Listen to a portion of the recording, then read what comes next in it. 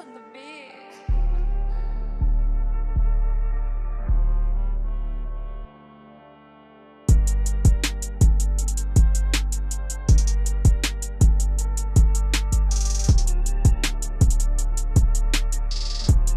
You know we rolling. We rolling. We good? Oh, we've been rolling. All right. Oh, we been rolling. Yo, you know what time it is? The Real Deal with Akil podcast. We back with another one. Subscribe, rate, review, Apple, Spotify, YouTube. Wilson in the building. UL Film is in the building. Yes, sir. Easy Corners in the building. Subscribe to that as well. Trey, I'm gonna shout him out. Best, I'm gonna shout you out, bro. Congratulations on your new journey. Motherfucking Disney, dog. Come on, man. Okay. All right. Come on, man. Yeah, you gotta clap it up for that. For sure. Shout you on that one. Special guest in the building, dog. It's been 4-5 years in the making before COVID. Yeah. Rashad Luxo, owner of Luxo Car. What is it? Luxo what? Luxo Exotics. Luxo Exotics. Bro, how you been? How's life? I've been good, man. Life, I ain't gonna lie, I'm the type, I take everything day by day. But it's like a movie. Like, people ask me, hey, what you got planned next week? I'm like, bro, I don't even think that far ahead, honestly. Like, because I wake up every day. Because funny thing is, like, before I started doing the car rental thing, the exotic car rental, like, everybody think everything was just good. But I had went to jail for 2 years for some shit that's legal now, weed. And I went to jail. I was in jail for 2 years, just bored as hell, waiting to get out of there. And once I got out, I know there's people that did way longer in jail. Shout out to y'all. I don't know how y'all did it, but I mean, you ain't got no choice, right? But every day, like, I wake up and I be like, I just I treat every day like with the utmost potential, like, to do things. Like, even when I'm having a bad day or something bad happens, I never beat myself up. Like, I always think, like, bro, I done been in a way worse predicament, way worse position. As long as I ain't back there, I'm good. I'm fine. So, life just been, ever since I looked at life like that, everything just be going up, like, everything fall into place. And I want to go back to the beginning, because you got this rental car place, but it's not just any car. It's like exotic cars. Yeah, You're talking about Lambos, all the big Bentleys, you know what I the mean? big boys. Like, so let's talk about the beginning of your life. Like, from Houston, went to, you said Willow Ridge. Yeah, I went to Willow Ridge High School. That's where I graduated from. What was, like, the beginning life of Rashad? Well, us, we still kind of, I only got you about, 4 years? Because I'm 34. Yeah. So, our era of growing up was a little different. Like, you remember back when we was graduating high school, everybody knew. Like, nowadays it's different. Like, now you graduate high school. Back when we graduated, everybody knew you go to college. You go to college, you meet people, you network or whatever, you get a job. Like, everything was about getting a job back then. Like, you remember you used to have friends used to be turned up on because they got their twit card. Like, everybody want to go work at the chemical plant because they thought that was, like, gonna make them a millionaire. Like, everybody was like, bro, I'm at the plant. Like, hey, everybody, that's what we knew. We was getting jobs. Like, I graduated high school. I went to college for 2 years. That didn't really work out. And then I just started getting jobs. Started working at Target. I was at Target for my first job was at Marshall's in high school. Yeah. Like, I worked at Marshall's in high school. And I've always been the type to have a job. Like, I've always been the type, like, bro, I'm going to work for somebody. I always thought, like, bro, I need to get me a job. I need to work. I never had a problem with it either. Like, a lot of people nowadays, this generation, don't nobody believe in working for nobody. But technically, bro, I feel like you can't learn how to work for yourself until you work under somebody. Like, it don't matter if it's not even in the field that you want to be in, but how can you become a boss when you haven't even experienced how to, manage something? You can't become a manager. Yeah, you can't just wake up one day and be like, oh, yeah, I want to go do this and run my own business without having no experience. Like, experience is the best teacher. That's like, think about, everybody might say they're the best, but think about, say you want to hire a lawyer or a tailor or anything. Who you gonna hire? You gonna hire the new hot tailor the new hot lawyer or tailor who been doing it 2 years, 3 years. They may be flashy, but that experience, if you hire a lawyer, bro, you gonna hire a lawyer who been doing it 25 years. No matter how old and they wearing the old suits, you gonna go with them before you go to this person fresh out of law school. Even with a tailor may have a nicer shop. They may have a nicer building, but you like, bro, this person know what they doing from experience. Because from experience, you run into mistakes and whatnot, and you know how to transition from those mistakes. If you knew and you hiding everything going the right way for you, you ain't never ran into no brick walls. And what college you went to? I went to UT for 1 year, and then I got out of there and I went to HCC. So you went to UT Austin. Yeah, UT Austin. So you went there. So why you don't think it worked out at a school like that? Oh, nigga, I ain't gonna lie, college wasn't for me. It's like, I was like, damn, it's some hoes here. Like, that shit. You went on a full ride, or you went there like? Hell nah. I went there on it was an academic scholarship. Yeah. But then I ain't gonna lie, after that first semester, like when your grades start flunking, they cutting that off. But like when you go to UT, coming from like Real Ridge, because we know how Real Ridge is. In the 90s, my siblings in their 40s and 50s. Mm-hmm. Two of my 3 siblings, they went to Real Ridge in the 90s, and Real Ridge in the 90s was High Tower in our era. Everyone was going to High Tower, but, they went to Real Ridge with Scarface. My brother went to school with Scarface. Yeah. You know what I mean? And that was a school. We know what that neighborhood is like. When you go to UT, dog, what's the family, response? How's your friends receiving that? Oh, see, the only reason I had tried to, even try to get in there, because all my friends was going there. Okay. Like, so everybody. Smart move. Yeah. Everybody was already going there. I was like, oh, y'all going where? Okay, that's where I'm going. But I went into college not taking college seriously. You had a major? No. Bro, I literally went in there, I was like, what's some generic shit to major in? I like communication. General studies. Yeah, something. Yeah. All right, cool. Because I never planned on graduating from college. Like, that just wasn't for me. So, you work at Marshall's, you working at these places, you learning, basically, we learning basic shit. Yeah. Basic shit, right? The love of cars.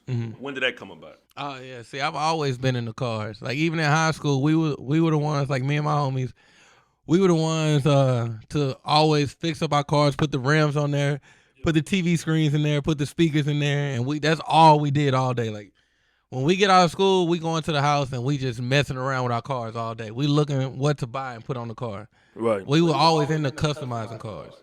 So you was the person that as a kid, we 8, 9 years old, you got all the new Hot Wheel toys. Yeah, right? All that. Yeah. I was always into cars.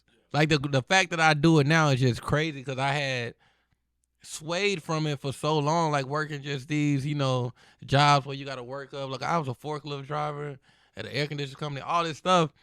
And I wasn't even thinking about cars then. I was just thinking about, hey, bro, I need to make some bread and save up and just be a working man. Like my parents, my mom, my dad, he just passed away last year. RPO, man. But he was always a working man. Like he worked in he was a machinist, worked at like one of them factory type jobs. But my mom and my dad married 52 years. He wake up every day at 6 a.m., go to work at 7 a.m., get off at 4 p.m. Bro, my parents had the most generic lifestyle. Like you come home, mom done cook, but she worked too. She worked in retail. She was like she was a manager at like Kohl's and stores like that. But they always did the same thing every day, and that's all I knew. I knew, like, I'm not gonna lie, watching my parents, I knew, hey, I'm gonna get old, I'm gonna get a job, I'm gonna get a wife, and I'm gonna come home and eat and sleep and wake up, do the same thing the next day. Like my parents didn't travel, they didn't do nothing. Like the same. Yeah, bro, that's the same thing. Like my parents didn't even really have friends like that. Like my parents probably went out to eat like once a month. Like my mom cooked every day, dog. My mom cooked every day. And they just did the same thing and watched the news.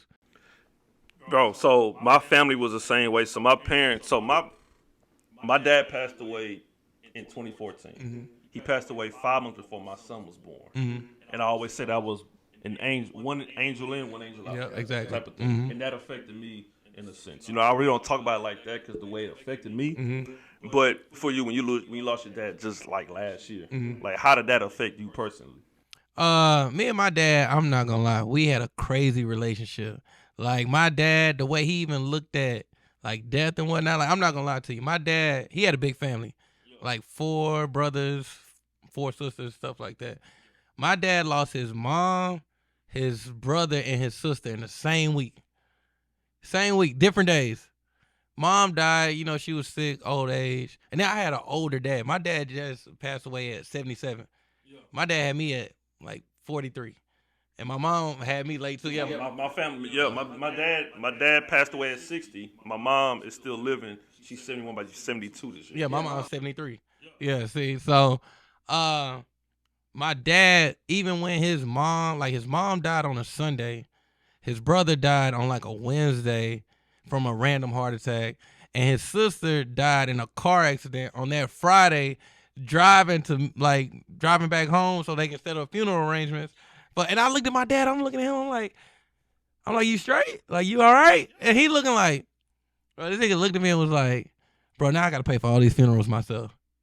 And I was like, you not worried about you just lost your vehicle. He's like the mental. Yeah, the mental. But he was like, bro, it happens. People, they come, they go. He's like, they in a better place. He's like, bro, death happens. And I've always looked at it that way. Like when people like die and stuff like that, like me and my dad I ain't never seen that dude cry. Like, or just be sad. He just be like, all right, we'll get over it or we'll get past it. Like everybody say, he always been a strong one. So even before he passed away, because my dad had cancer, he'd been fighting cancer for a minute. 2 days before he passed away, he called me. He was like, hey, bro, come to the house. He's like, come visit me real quick. And I'm like, how you feeling? He's like, I ain't gonna lie to you. I'm finna tap out. And I was like, what? I was like, get the fuck out of here. And he's like, nah, bro, I'm telling you, nigga, if I wake up tomorrow, it's crazy. And I was like, all right, I'll come see you. So I go see him. And he tell me, like, bro, I just want to tell you, I'm proud of you and everything. But he's like, bro, don't trip. Take care of your mama. And he was like, bro, I ain't gonna lie. I got some stuff I done set up for y'all, so y'all gonna be straight. But he's like, I'm about to dip. And I looked at him. I was like, all right, you straight? You comfortable? And he was like, yeah, I'm comfortable. I'm good. And I was like, all right. And we sat there. We watched TV for a little while. He fell asleep. And then the next day came. I go over there again because I'm like, hey, he had a bad day yesterday. And they're like, nah, he been asleep all day today. He's straight. And I go over there. He woke up for a little bit. And then the next day they called me. They're like, hey, Dad passed away. And I'm like, damn. I'm like, he really knew it. But I'm like, I'm happy I got to talk to him and everything like that. And keep in mind, I said my dad worked like little steady job his whole life. His salary is probably like $55,000, $60,000 a year. But taking care of bills, family, house, and everything. House paid for. Been staying in the same house. Man, my mom, we found out we started going through like some bank accounts. Bro, my dad had been, because we didn't do much. Like we didn't travel. Bro, my dad put up like $500,000 just from working for my mom. And like some little regular account, not from life insurance or nothing. This nigga just saved up like $500,000 off making $60K a year for probably like 30, 35 years, but he was always putting bread off to the side. And I was looking at my mom, I'm like, damn. Yeah. But that really showed me like how my dad was like a real man. Like he was like, hey man, he wasn't into like materialistic things, none of that. But that nigga put all this bread away for my mom. Everything taken care of. That nigga's calling this late? Nah. But HOA? But I just wait on it to stop ringing. No, yeah. Keep going. Okay. But yeah, I just peeped all that, and even looking at my mom, she got all this bread now, and I'm like, what you gonna do? You wanna go travel stuff like that? She's like, nah. Yeah. I'm like, you wanna buy a new car? She's like, nah. They don't want to do nothing. Right. They just be sitting on it. So I just always thought about like working and life, and even my mental from my dad passing. It didn't slow me down or nothing like that. I still think about him and stuff like that because I always hit him up, chop it over. But me and my dad was real jokey. Like, we joke about everything. We have a dark sense of humor, too. We'll joke about horrible shit. So, yeah, him passing, I mean, it was what it was. But we still was always cool like that. Is there like a message that still plays in your head that your dad gave you? I'll give you an example because my dad passed away. Mm-hmm. I remember one time, this was in 2014. Mind you, he passed away May of 2014. Mm-hmm. And I remember when my son my son's mom was pregnant with our child. I remember I was so scared to tell him. Yeah, you started early. Yeah, at 20, right? Yeah. So I was so scared to tell him. So I would tell everybody around the family. Shooting up the club at 20. I know. Man. I love my shit. 18 But I was telling everybody in the family and my friends that I'm about to have a child. But the one person I was scared to tell was my dad. Mm-hmm. So we used to always have arguments and be in the past. Mm-hmm. But leading up to me wanting to tell him, I was kind of salting him up in a sense. Like, I'm not arguing with him. I'm not trying to have no debates with him, right? Mm-hmm. But we was having some of the best chemistry in our lifetime, right? Mm-hmm. I remember one of the biggest messages I get from him. He was 60, and he would tell me, we was working on something in the garage, and he would say, Akil, I'm 60 years old, but at 60 years old, I'm always learning something in life. Mm-hmm. You can never stop learning. Oh, Oh, yeah. And that's something I learned. And that's one of the biggest messages that left to me. Is there something that your dad told you before that sticks to you and replays in your head every now and then? Man, that's crazy. I gotta think about my dad used to joke about so much stuff. If I could think about him telling me one thing, nah. He always joking around with some stuff. Yeah, I ain't gonna lie. My dad, only thing he used to tell me, I ain't gonna lie, my dad gave me horrible advice now that I think about it. Nah, I think about it. Nah, this nigga, every girl I fuck with, he like, she the one. I'm like, no, she not. Yeah, that's a good one right there. I'm like, no, it's not. Hell no. Motherfucking stripper, bottle girl. Like, a random prostitute, I walk in the house, he's like, that's a good one right there. I'm like, bro, stop. But that nigga used to want me to have kids all the time. My dad always wanted to have grandkids. So my dad used to always, like, even, you got your little stash of condoms and shit. Bro, my dad used to hide my condoms. So like, why you bring, bro, Shot, come on. Why you bringing strippers and nightlife? No, I wouldn't bring strippers and nightlife. No, I wouldn't bring. That was a figure of speech. I wouldn't literally bring a prostitute to my house, my parents' house. I'm just talking about, 18, 19. It could be a little college chick you have fun with. Yeah. Yeah, it could be like, or it could be like somebody you dating at the time. But it's like, bro, I'm 19. You think I'm finna? Right. Bro, I just met this girl a week ago. You told me to marry her. No. Like, no. But that's how older people are though. You know what I mean? That's what my dad did. He met my mom. I think they met when, like I said, 50. So they met. He was like 25. She was like 21. Then they never separated. I'm telling you, never separated. They ain't never spend no time apart. None of that. That's how my people was. But I learned. My mom finally told me when I asked her during Christmas, how did you and my dad meet? I never asked.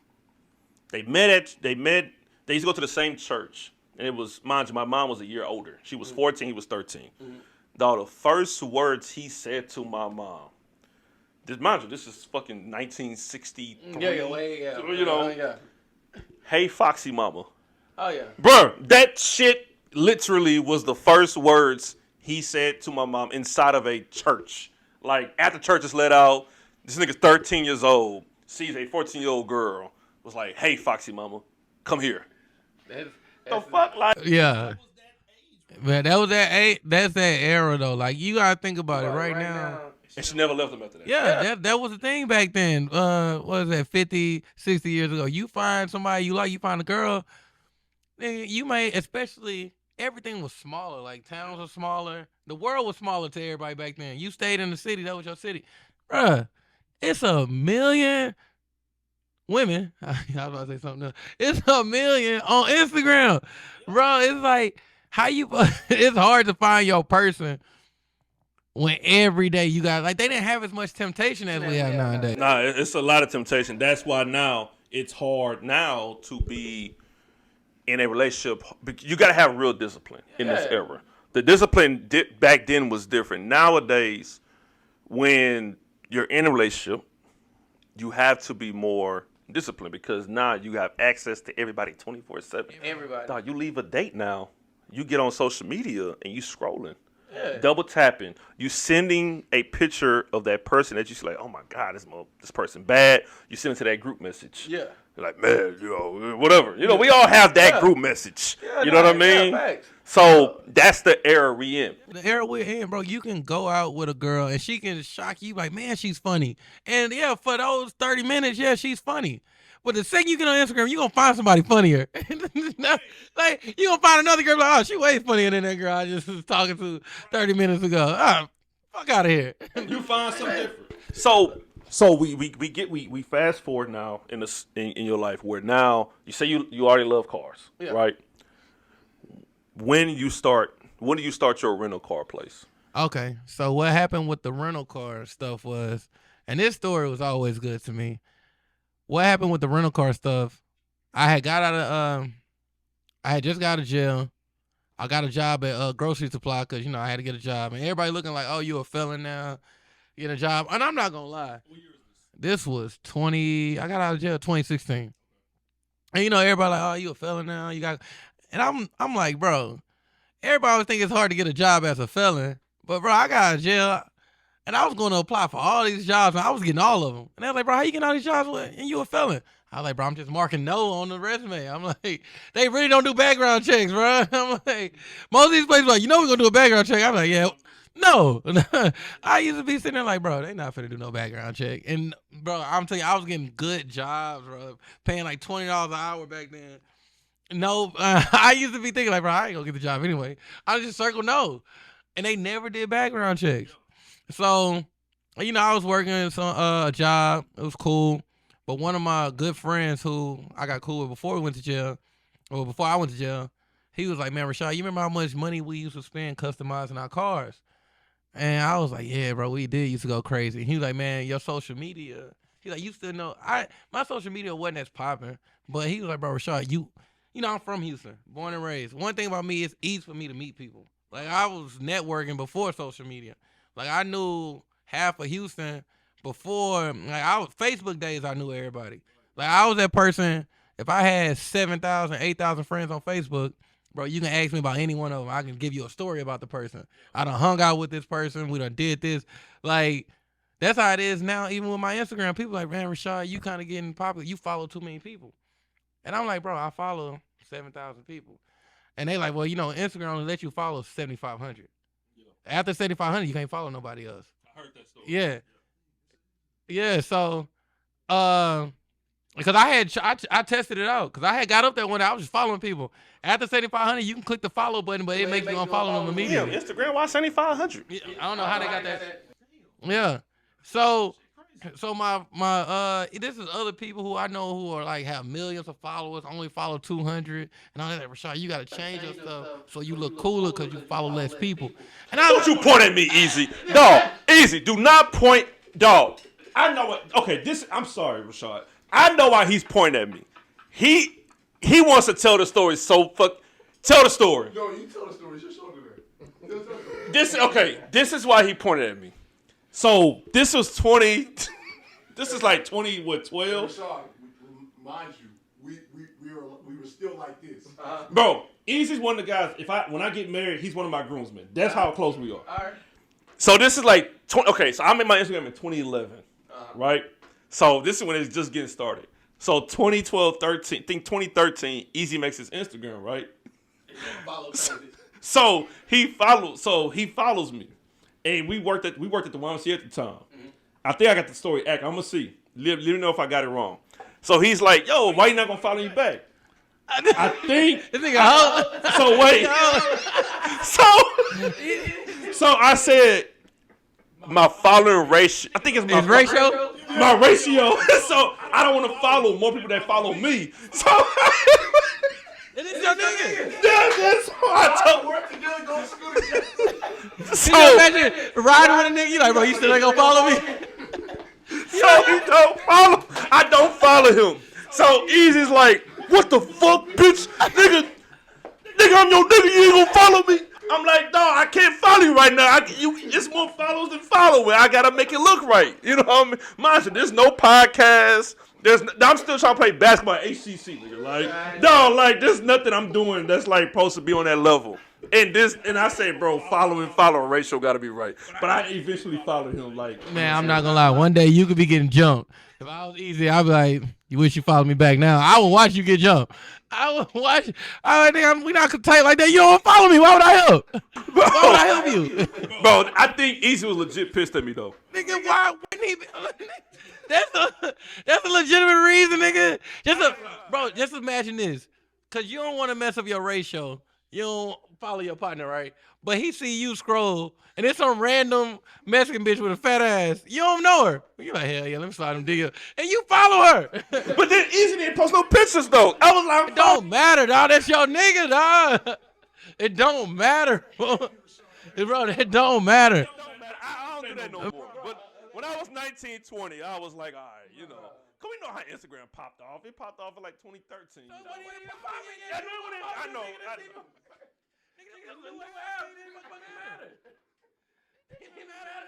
This nigga, bro, you just, hey, bro, you. I didn't do it. I'm sorry, Easy. 12 years later, I'm sorry. Bro, it didn't even matter. Yeah, but It was the ratio, yeah. but that's how it was with me though. People used to tell me like people who had the clout and stuff. Now they be like, I got partners in the NBA. They're like, bro, you follow 7,000 people, and I be like, well, help me go through and trim the fat. And they'll go through there and be like, all right, this person. I'm like, yeah, man, I remember we used to hoop together. I can't unfollow that person.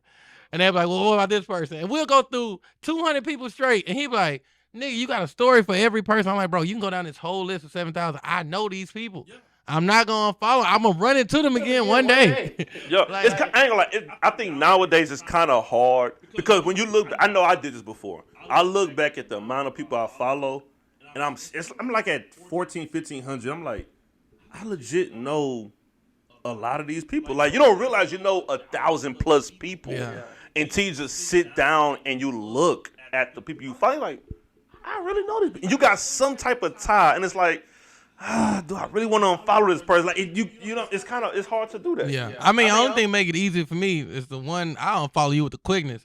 I be scrolling. I'm like, yeah, she pregnant. Unfollow. I ain't like I do that. I ain't like you get engaged, you get pregnant. Yeah, you get pregnant. Unfollow. Yeah. I don't want to see that. I don't care about your happiness. They ain't even gonna last long. It's temporary. Bro, like, that's the thing. Like, the only time I was kind of hurt, but I understood was Megan Thee Stallion. So when I had on the show, we followed each other. She followed me for like the longest because I had on the show. Oh, she unfollowed you. So she like around the Tory Lane situation. That's when I knew. So I knew. So this is the thing. So I wasn't too hurt because I knew the logistics of it. Listen, I'm gonna tell you the real life logistics of it. She said she scrolled down her timeline one day and seen you like, I still follow this nigga. Don't let this nigga lie to you. This is not it. This is not it. That was not the reason. I still follow. This was not the reason, y'all. Do not listen to this story. You holding your son up in a picture. She said you take that nigga to the park. She said, unfollow. Hey, the real logistics of it. I remember following this nigga. What the fuck did I do this? He must have been staring at me when I followed him. That's just. He was like, yeah, you gonna follow me back? She was like, damn. Hey, and she forgot to unfollow later on that day. Hey, the real people out there, internet world, the real logistics of it, because she's going through Tory Lane's situation. I just knew. I had a feeling. She was going through it. Yeah, and then all of a sudden, she got new PR, new people around. And it wasn't just me. It was some of the people she knew close. I said, okay, cool. I ain't the only motherfucker she don't follow. You know, because that's all that matters. Don't let Rashad lie to y'all, man. That's not the real. That shit went from 801 to 800 followers. And you were the only one. That shit probably 800 right now still. I wasn't the only one. She probably even made a post. I don't follow this one nigga today. Hey, no, I ain't gonna lie. There's one woman on Instagram. We both follow each other. I'm glad that she still follow me. I ain't gonna say her name. I'll show you. I was like, okay. Every time she posts, I'm like, okay, do she still follow me? I said, oof. I be doing that. I get that. There's a couple. I will show. So I be doing that sometimes. Cause you look at you like, man, she popping. She still follow me. Hey, yeah. That's my claim to fame right there. Check right now. All right, cool. She still follow. That's one. Oh yeah. So she came on the podcast before. Oh, okay. This is 2019. So that's your move. You get them to do the little follow me back stare down, and you get them to follow me back. Part of it. Mm-hmm. I'm gonna click messages and see all type of stuff. No, you ain't gonna do that. It's not a little bullshit. You know, I don't think I say anything crazy to her. I know I like posts, but not really. But you know what? When I seen him in person, on Instagram it was cool, like we see. But in person, I was like, you know, it's regular. It's always regular. Oh, you gotta understand, bro. Instagram. Which camera do I look in? This one, that one. Instagram is not real life, bro. I'm telling you, I don't work with celebrities, athletes, everybody. Bro, everybody bleed the same blood. And especially, I'm not going to lie, the girls who be the baddest on the ground, they just good at edit. They just really good at editing their pictures. I'm telling you, because I'm the type to find a flaw in a second. And, I mean, everybody got flaws. I ain't perfect. But, you know, these girls who have these Instagrams where they just, on their Instagram, look flawless. You like, oh, my God. They be the ones that let you down the most. Like, because the thing is, just think about social media. Who you know, especially as a girl, is going to post an ugly picture of themselves. Like, nobody is going to literally look at a picture and say, damn, I look horrible. Let me go ahead and post that. Like, everybody gonna post them at their best moment. They best. Ain't nobody at their best moment in real life 24/7. Me, I ain't gonna lie, you go to my ground, bro, that's the only pictures I know how to take. Like, when, like, especially during COVID, when I was getting all these artists and celebrities coming to town, I hired a 24/7 camera guy. Like, he came to the shop every day. Wherever I went, I literally told him, no, I'm like, bro, I don't want you to be the type of cameraman where I'm like, hey, get this picture of me and so. Let it be genuine. I'm like, bro, hide your ass wherever. I don't want to know you in the room. Just get candid pictures, bro. And I'm going to pay. Shout out to Trey, Disney. Yes, sir. That's him all day, baby. If you would have seen him run that 4-4 on the garage, bro, I swear to God, I was looking at your car. I'm trying to make sure everything's right. We good. I looked to my right. I could have sworn Jadeveon Clowney. This was goddamn Ray Lewis and his combine running. All these players you naming, you probably follow them and you didn't follow your homeboy. Just think about that. You know these. Hey, what they say about that one post recently? That was like, bro, these people would know all these people's stats and everything. They'll know all they love. No, that's your friend. You didn't follow this nigga. Listen, Easy could be having a bad day. You wouldn't know because you didn't follow him. Nah. He made, bro, Easy could do a little goodbye world post. Everybody gonna know. I wouldn't know. Damn, I didn't know. Goodbye, cruel world. You're right. So people got to call you, let you know Easy done ended his life. He done ended it all. I never know. Yeah, because you didn't follow him. And then I've been at the funeral saying a speech. Nah, and then I'll be the person in the crowd. Bullshit. This nigga didn't even follow this nigga till after he died. This nigga following a dead nigga. What's wrong? It's even more pointless now. Like, hey, quick question though. Real talk. I'm finna ask you this because this is gonna be funny. What's up? I always want to ask somebody this. Now it's on camera. When somebody pass away, do you unfollow them? Oh shit! Nick. Oh fuck! Nick. That's a real.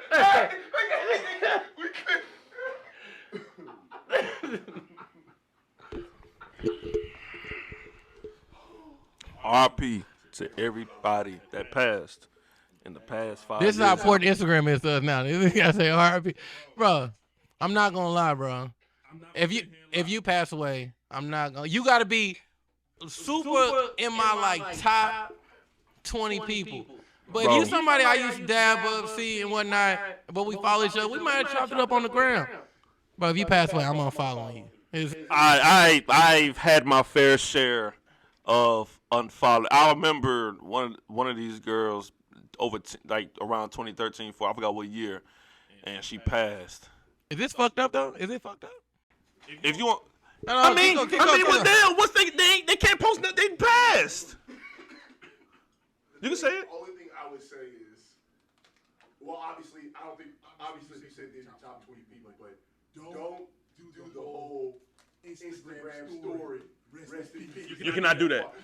Yeah, you can't do that. So I can't say RIP and then unfollow. I'm gonna tell you about a true story, dog. I can pay my respect. Hey, I ain't gonna sit here like. I'm gonna tell all y'all a true story. Bro, y'all niggas be posting. It be like local celebrities who done died. Bro, how many people I know done posted RIP Kobe Bryant? Y'all all don't follow Kobe Bryant. Oh, you didn't unfollow. Yeah. I didn't unfollow. That's my favorite player all the time. Right. So it's more so. Okay, you know what it is? I tell you the truth, and you know this. You know both of these guys. One is still living. One passed away. God damn. I'm sorry. It sounds kind of crazy, but dog, something happened in Houston, and the person passed. Dog, I ain't gonna sit here and lie. I shook my head when I saw this dude post he screenshotted a text message. So the guy that passed away was going in. He was in a nightlife a lot. Yeah, he died in a horrible car accident. He got whiplash out the car. Blah blah blah. I remember the story because I ain't gonna lie. The scariest shit is when somebody passed and they still got their stories. Oh yeah. Leading up to it, and I was scared. I already know what you're talking about. We used to work together. Light skin. There you go. We used to work together. That was my dog. I remember the night that happened. You know what's crazy? The night that happened, we were all together that day. And I know what you about to say. The story, it showed him drinking and whatnot and every day. Taking tequila to the. I'm like, this nigga's, bro. He has for a long ass night. Yeah, he was literally headed to. We had an Airbnb. Yeah. He was headed to our Airbnb afterwards, and we drove past it on the freeway. but didn't know it was him until we got to the house. Dog. And I seen somebody put they put a screenshot of a text message. They barely thought of it. I still follow him, by the way. I still follow him. You unfollowed him? I never followed him to begin with. I never did. I knew the guy that posted the story. I'm gonna tell you the story. So this guy posted the story. It's barely any text thread. No history. The guy that passed away, unfortunately, was like asking for like a section, and he was like, "Yeah, I got you, whatever." And then the guy was like, "R.I.P. man, pay him respect." I'm like, bro, you barely paint him a picture of this guy going out a lot like that. Oh, he screenshotted the text message, but him trying to go out. No pictures of each other. Yeah, even know it. This guy, he posted a picture. He posted a text message screenshot of him asking for a section. It's like, bro, really, dog? Yeah, that's head ass. Come on, bro. I'm gonna tell you who it is after we do this. But I was just like, bro. Like, man, I remember chopping over with old buddy the other day. Hey, man, y'all got some sections available? Like, nigga, you even know this nigga. Like, that's the type of head ass RP post I hate, bro. Like, dude, I'm not gonna like. For me personally, if I don't know you like that, I'm not gonna be that type of guy to repost and be like, RIP, bro. We used to be family. Yeah, that's like if somebody posts a picture. That's like, yeah, that's some head ass shit. That's like saying, man, I was just in the same room as Kobe Bryant and you was at a Lakers game. Nigga, you didn't know Kobe. Yeah, you in the same stadium, nigga. Bro, like you saw him. Like, come on, bro. It's like, dog. Like, I get it. I just valet parked that nigga car the other day, bro. Come on, you was doing your job. Exactly. But nah, I'll speaking. Could we be kind of speaking on it right now? So like, when it comes to the celebrities that's renting out these exotic cars, when do you think and who you think, if there was like that first big break that rented your car and it showed like, oh shit, like this dude. Cause like, what's gonna be the difference between going to you versus somebody else in Houston when they come to rent out these exotic? All right, the one thing that separates me, I think, from the other people who rent out the exotic cars, especially in this industry as well, bro. You know, a lot of people, the main people who rent the cars they look like us. Yeah. You know, that goes with our lifestyle, bro. We kings, like we feel like, hey, bro, this is what we do. But if you go in all these other cities, even in Houston at the same time, you'll go to these car rental places. The people who own them are Italian, they're Pakistani, they're other races. They ain't the owners. And then I just always looked at it like, bro, I'm that person you can come to, bro. I'm just like you. You can rent a car from me and be like, hey, bro, I'm about to go out tonight. I'm celebrating my birthday. Hey, bro, I'm finna come with you. All right, I'm gonna come with you. I'm gonna celebrate with you. Thank you for doing business with me. Hey, you and your boys in town. All right, what y'all got a section? Y'all need some, bro. I'm from this city. I ain't gonna say how do I say the other word. Y'all need some girls in the section. I got you.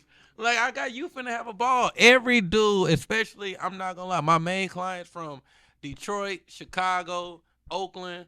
I had a lot of clients from Florida. All of them know. Like once they'll come to me and they'll walk in my shop. And, they'll go in my shop. My shop is in the area where like all the exotic car stuff is in Houston. All my neighbors who own these places are Russian, Italian, white.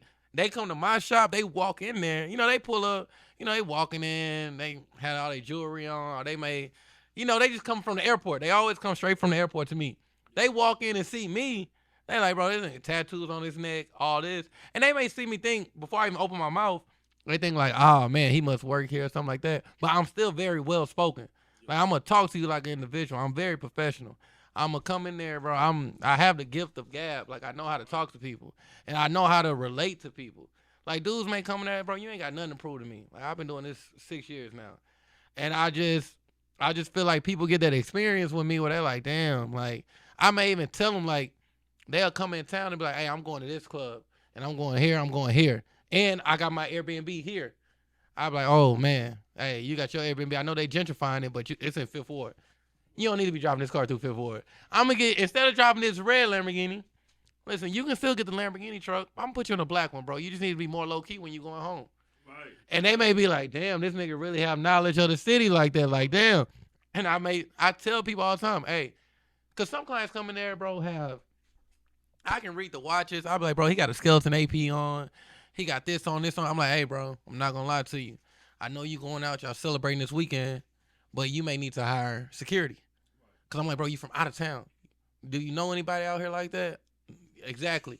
Bro, listen, these security dudes, bro, you can pay them $400, $500, and they'll be with you the whole day. I'm like, I know your watch is $125,000. I know you got $500 to protect yourself while you out here. And I've had clients before. I never forget. I had some clients, 2 older cats. They were from Milwaukee.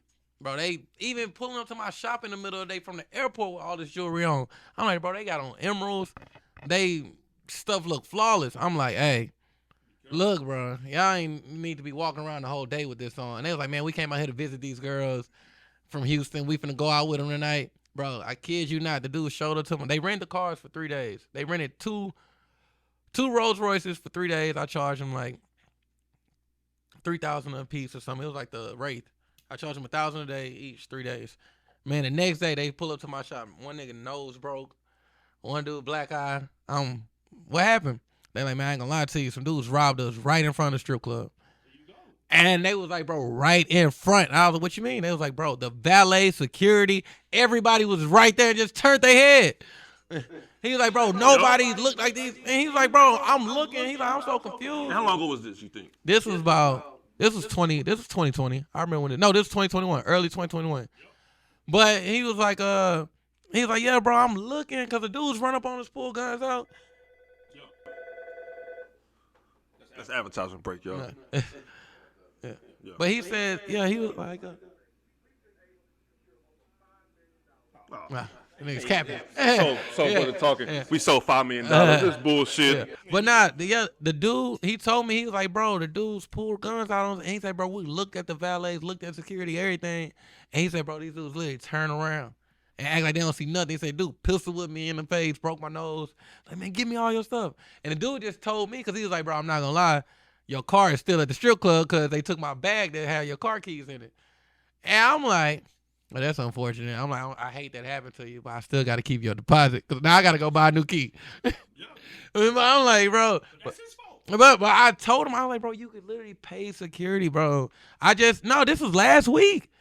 This was literally last week. Some clients, they rented a Sprinter from me. And they had security. I ain't gonna lie. I don't know who their security was. This dude, I ain't gonna lie. He looked legit, though. Because they asked me. No, this was last week, Super Bowl Sunday? 2 weeks ago. 2 weeks ago, Super Bowl Sunday. They was out for Super Bowl. They wanted to go watch the Super Bowl game out somewhere. They had a Sprinter they got from us and everything. They asked me for the security dudes I know in Houston. And I called all of them, but all the top dudes I know, they were working in Vegas. They had went to Vegas to, accompany people from Houston. So I guess they found their own dude. I ain't gonna lie, this dude looked like he was going to Desert Storm. Like they walking in with a big dude, all 10. He got on a little strap, pistol on him, everything. Yep. I'm like, oh, he look legit. I ain't never seen him. Man, these dudes still got robbed. Well, one of them was walking. Bro, one of the dudes was walking a girl to the car. But he was like, he pulled a girl in there. He left his homies inside. They still inside. But he wanted to walk some girl to her car, and he took the security with him. But he was like, bro, we walking her to the car. He said, some dudes ran up on us, pulled out 2 little Dracos on us. He said, security just had a pistol. He said, he was just looking like, and the dude, he's like, yeah, they took my watch. I was like, well, it's a watch. Oh, well. Like, yeah, you'll be all right. But he was like, yeah, I still got robbed with the security. I was like, I hope y'all didn't pay him. Because it's your security job to be aware at all times. Like, you got to see it coming. Like, well, yeah, they didn't pay that nigga either. But it's crazy how, like, now in Houston, it's not a top 5 crime scene in America stat-wise. But, dog, since 2020, it's been up and up, and it's getting crazier and crazier. I'm not going to lie. Like, I'll tell you this, honestly. When everybody was coming to Houston, and, this will be a good one to post, too. But it's old, though. This will be a good one to post. All right. So, when everybody was coming to Houston, right? You remember we was, during COVID, we was the only city popping. Yeah. All the scammers, everybody was coming out here. Everybody know that. But everybody was getting money out here. And all these dudes who used to rent cars from me, a lot of people don't know, bro. I've had 8 clients get killed in my cars. 8 clients. And these are dudes who were just getting too much money. Like, the unemployment checks, like the little scammer dudes. Right, yeah. And this is one thing about scamming. I understand. Just imagine this. Back in the day, if you was a drug dealer, you knew that came with it. Like, I'm out here getting money, I'm selling drugs. I gotta watch my back. Dudes gonna come for me. But imagine you scammers in their head, they think they doing a harmless crime. Bro, it don't matter what you doing. Like, people, you still have bread. Like, just because you ain't out here slinging or robbing or doing this, bro, of course they scamming the government, but you have something that other people want, which is a piece of paper, like money, currency. Bro, I had scammers who was getting killed in my cars. Like, I had one guy, he bought, he was leaving Johnny Dane's store. He went to go buy. Shout out Johnny Dane. I got all my stuff from Johnny, so people, fuck with y'all. But he was leaving Johnny Dane, and some dudes followed him to the gas station, and I think he had spent like a cool like 120. He still got his box on him. Yeah. Dudes run up on him at the gas station. Hey, give me all your jewelry right now. His brothers and stuff are in the gas station, and he's in one of my cars. First thing he thought about saying, this nigga tried to say, you could tell he finna say it. He was like, man, hell, bow. Shot him in the head, took all his stuff. Are you fucking kidding me? Shot him in the head, took all his jewelry, everything still, just because he even gave him some lip. Killed him instantly. And the crazy thing is, he was with his two brothers. Yeah. So basically, they were for from Cali. you owning. They out here running it up. They out here scamming because they live in this life. Because, Houston is still open. Right. So Houston, you can party, enjoy all your bread and stuff while all these other states are shut down. Yeah. His brothers, even though they just lost their brother, they still stayed out here enjoying the Houston life. Turning up. 6 months later, they get killed. 6 months later, they get found dead in one of my cars. Okay. So, the 8 guys, clients that got killed in your rental cars. Mm-hmm. You own these places. Mm-hmm. Mm-hmm. Yeah. How is okay? Because that's a lot. That's a lot taken. So basically, for you owning these places, this place with all these exotic cars, you step out, you go out. I'm sure you got some type of security. You don't have security. So now, leave me to my question. Yeah, I tell people get security. I ain't got security. How is it? How secure are you when you step out? Because you own this place. You have all these cars.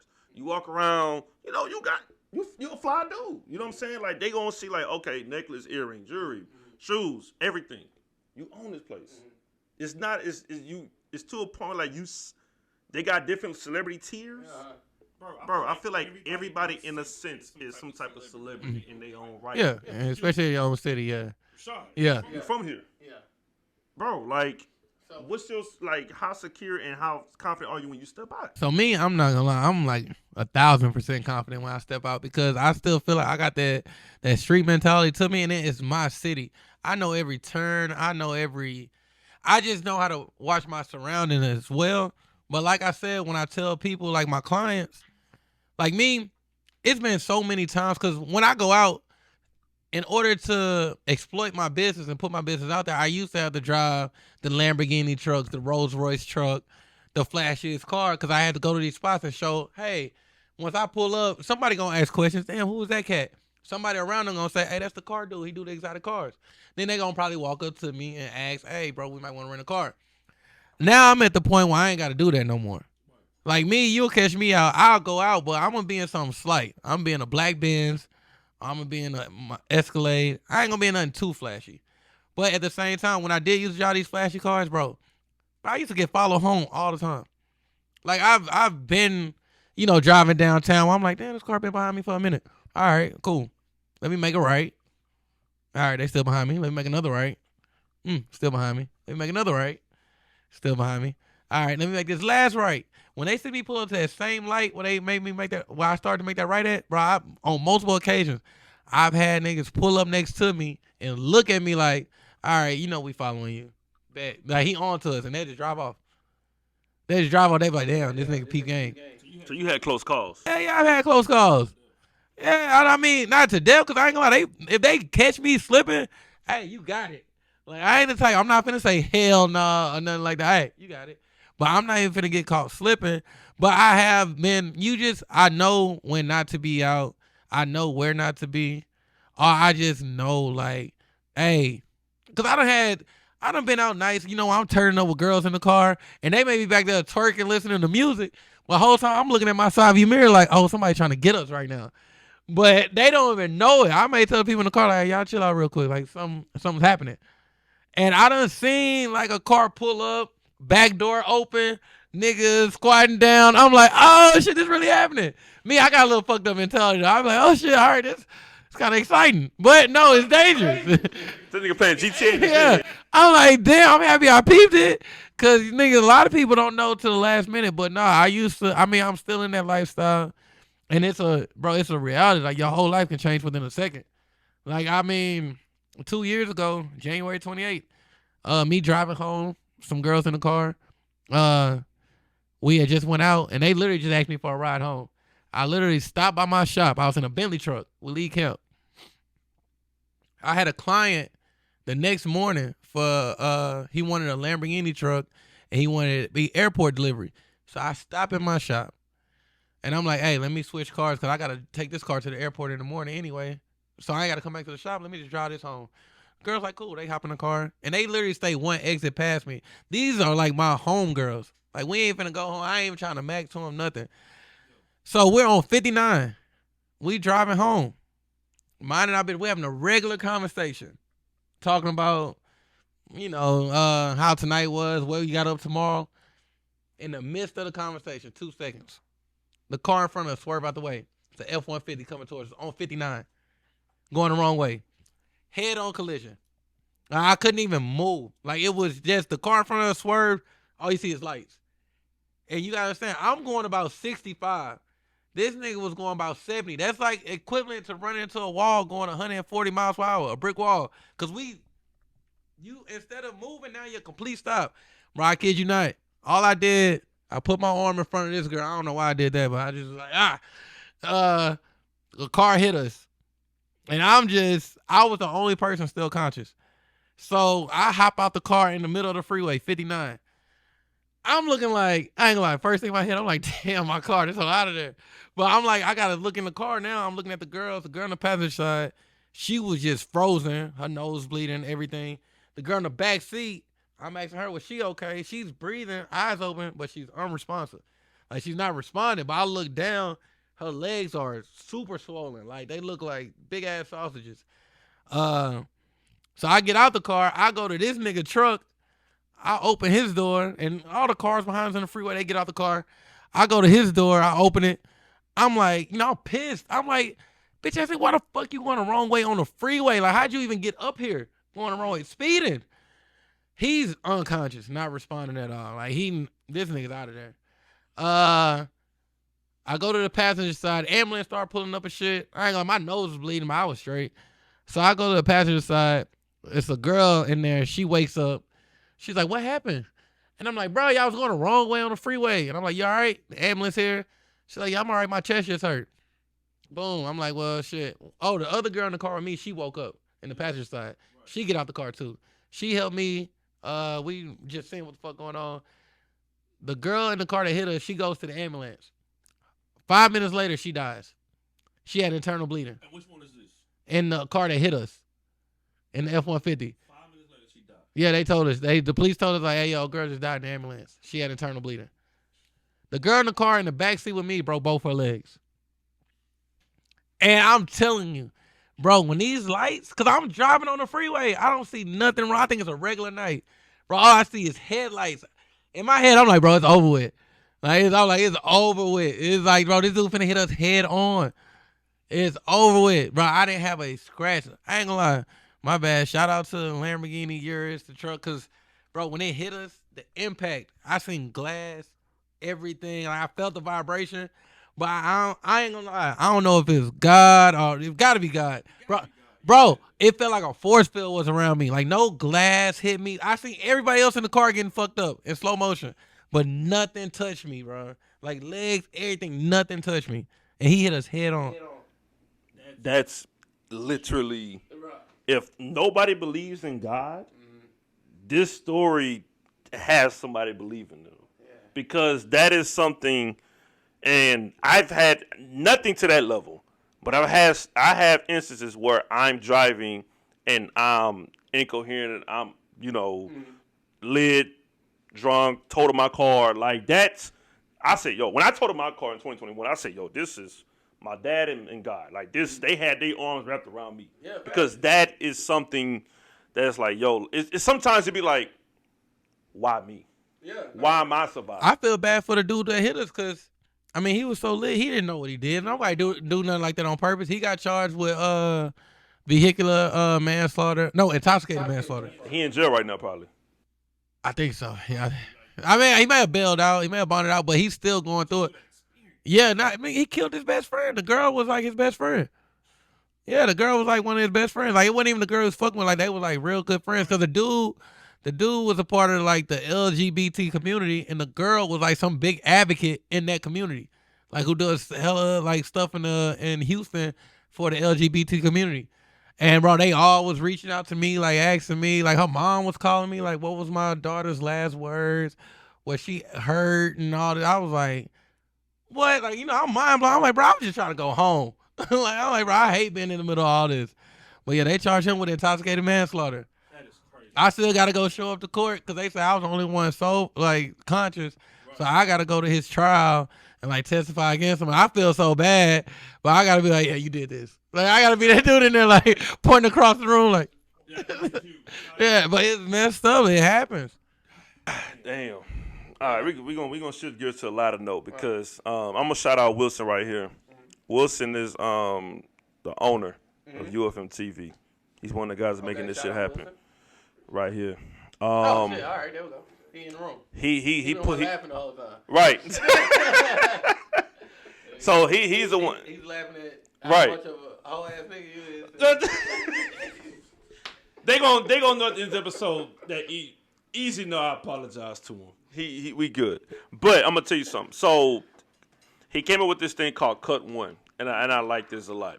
And I think this would this is why I'm gonna put you on the spot because we talked about this earlier. Okay, cool. I'm down. So out of 4 of them, you gotta cut one of them. Yeah, you good. Yeah, you good, man. We solid? We solid, Wilson? We good? Bet. So out of 4 of them, you gotta cut one of them. We're gonna do nightlife first. All right. This is gonna be easy. You didn't see my list, right? You saw it? No, I ain't. All right, bet. I didn't know. If it's night, like, All right, you gotta cut one of these places. Uh-huh. Adore, Camp, Sakai, and address. Now, before you get the mic right now, I want you to think about it for a little bit. You get some time to think about it. Mm-hmm. But you got to cut one of these. So, again, people that's listening, Adore, Camp, Sakai, address. You got to cut one. All right. That's easy, though. Really? Yeah, it's super easy. Because you understand the smallest one. Yeah. So, one more time. Adore, Camp, Sakai. You say it's easy. I got my answer too, so that's why I'm repeating myself. Cause I want to get my own answer. I'm thinking about my damn self. Uh-huh. I'm thinking about for what you gonna say. I'm thinking about what I'm gonna say.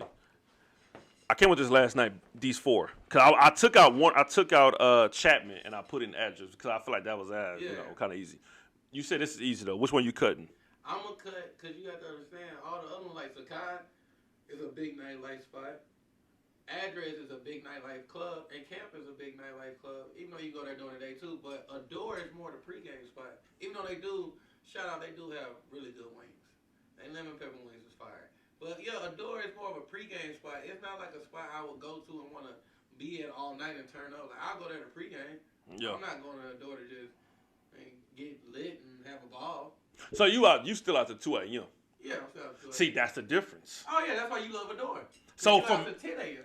10 p.m. Yeah, I'm at home by midnight. Yeah. Like I look, I'm younger than you, but at the same time, the nightlife for me, I'm not in. So yeah, you have a kid. right. You So honestly, a lot of people not gonna say a lot because Camp Sakai address is club, but I think Camp. Okay, I'm gonna keep Camp Sakai address. I remember address when it first dropped in 2017. Mm-hmm. Shout out to Keith. Bro, that Sunday Fun Day, I'm gonna give it its respect. Oh yeah, no, it did its thing. So I would keep address. I'm sorry, but I part of me want to cut Sakai. Only You can cut Sakai. Only because I feel like it's not Yeah. doing what is. I feel like it's not hitting its limit. Yeah, no, it hasn't done its due diligence yet. Because, bro, you basically a black. Help me out. What's that damn place? They got a pool. Clay. Clay. You're basically a black Clay. Yeah. But I feel like Sakai's not hitting its potential. Nah, it's not. You know what I mean? And I'm outside the nightlife, right? Yeah, but you can post this. They know that. They Right. They're not hitting their potential yet. They know that. Why you think that? Man, I'm not gonna lie. One thing about it is, first of all, mostly when it's going out, like, you know, Sakai used to have their day parties, right? Right. But you hire, like, Sakai used to have their day parties, of course, but a day party, you know how hard it is for black people to try to throw a day party? Because all the cool, like, all your cool influencers and stuff like that, they're not going to come until the sun goes down. Right. They don't miss the day party.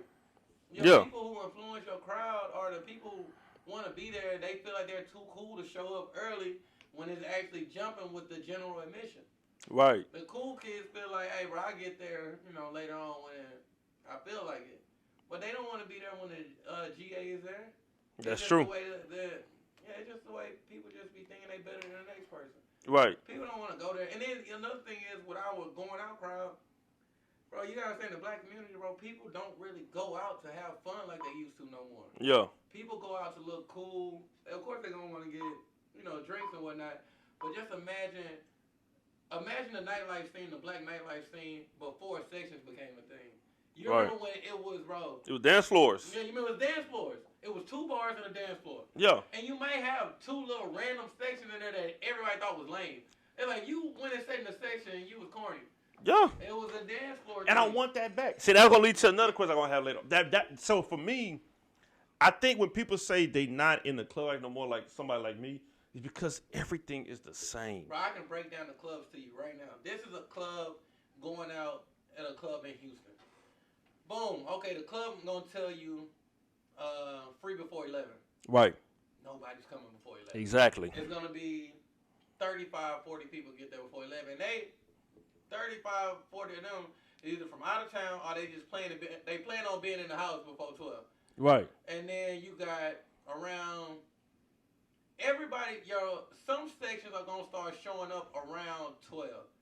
But those sections are people who really don't go out like that. Right. Those are people, man, you know, they go out from time to time and they really think like, hey bro, we need to get there before 12 before they move our section. Yeah. You're gonna get there and it's still gonna be empty.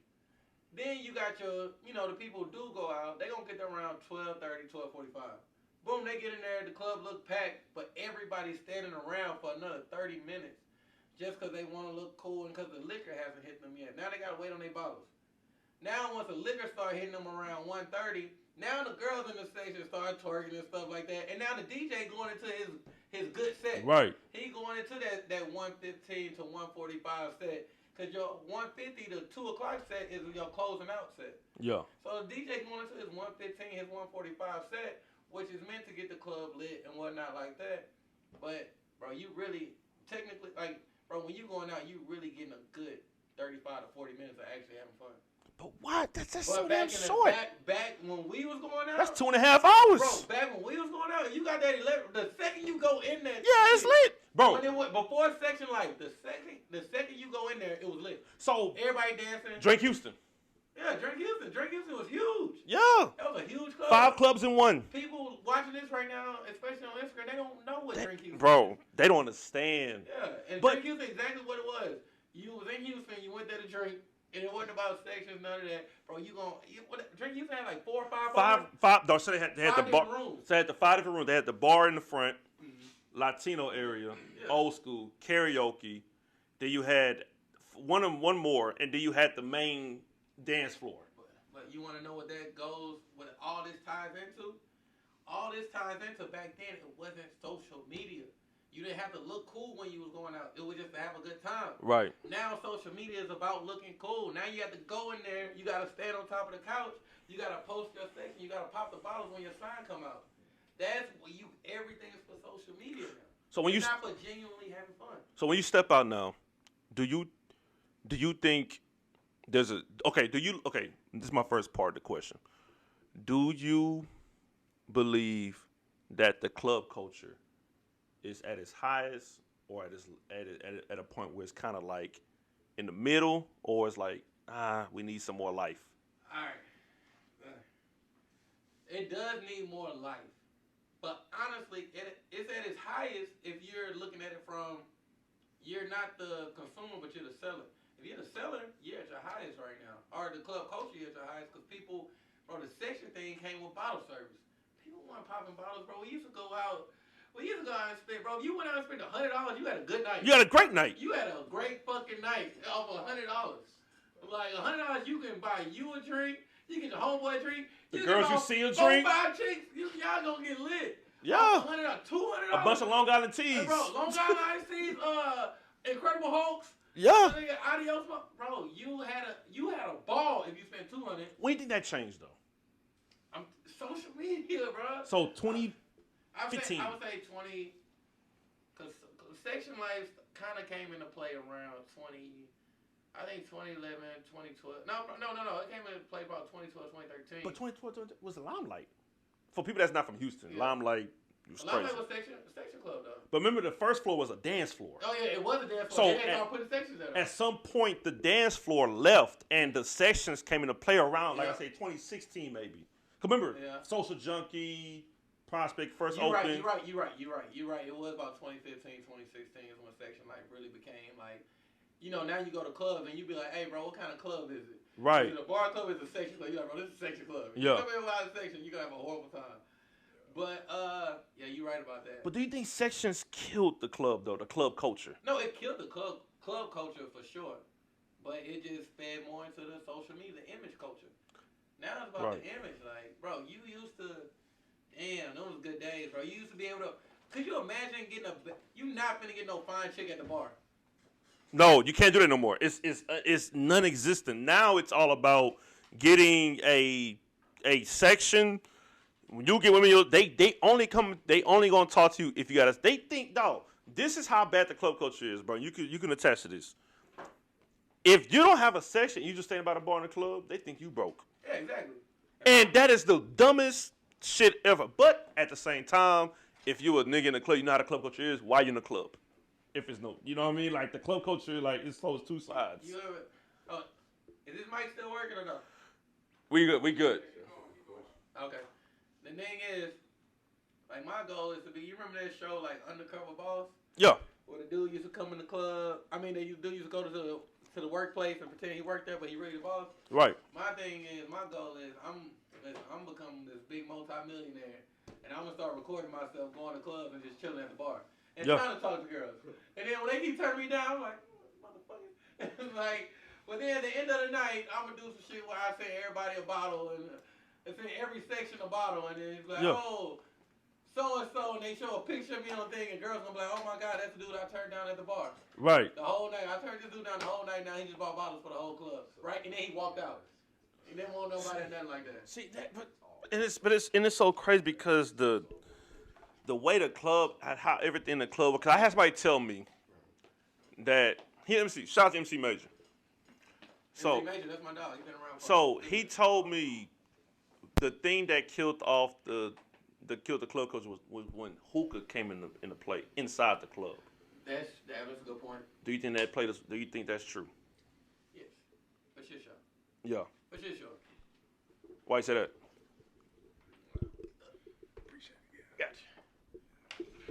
Nah, hookah for sure killed the club image too because hookah is such a chill thing. It is, and it makes people. Yeah, it's gonna mellow you out, and then nobody's finna be jumping up and down or having fun with a hookah in their hand, unless they're gonna be the person who knock over the hookah. Bro, nobody want to be that person. Bro, it's been times in the past when I went to a club, especially address, I would go inside a section, and all of a sudden, it gets rowdy. People drinking, girls dancing. They knock the hookah over. Now, and it's not their fault because at the same time, people want to dance. Yeah, fact. People, this whole notion that we don't dance no more. Bro, I just left a wedding.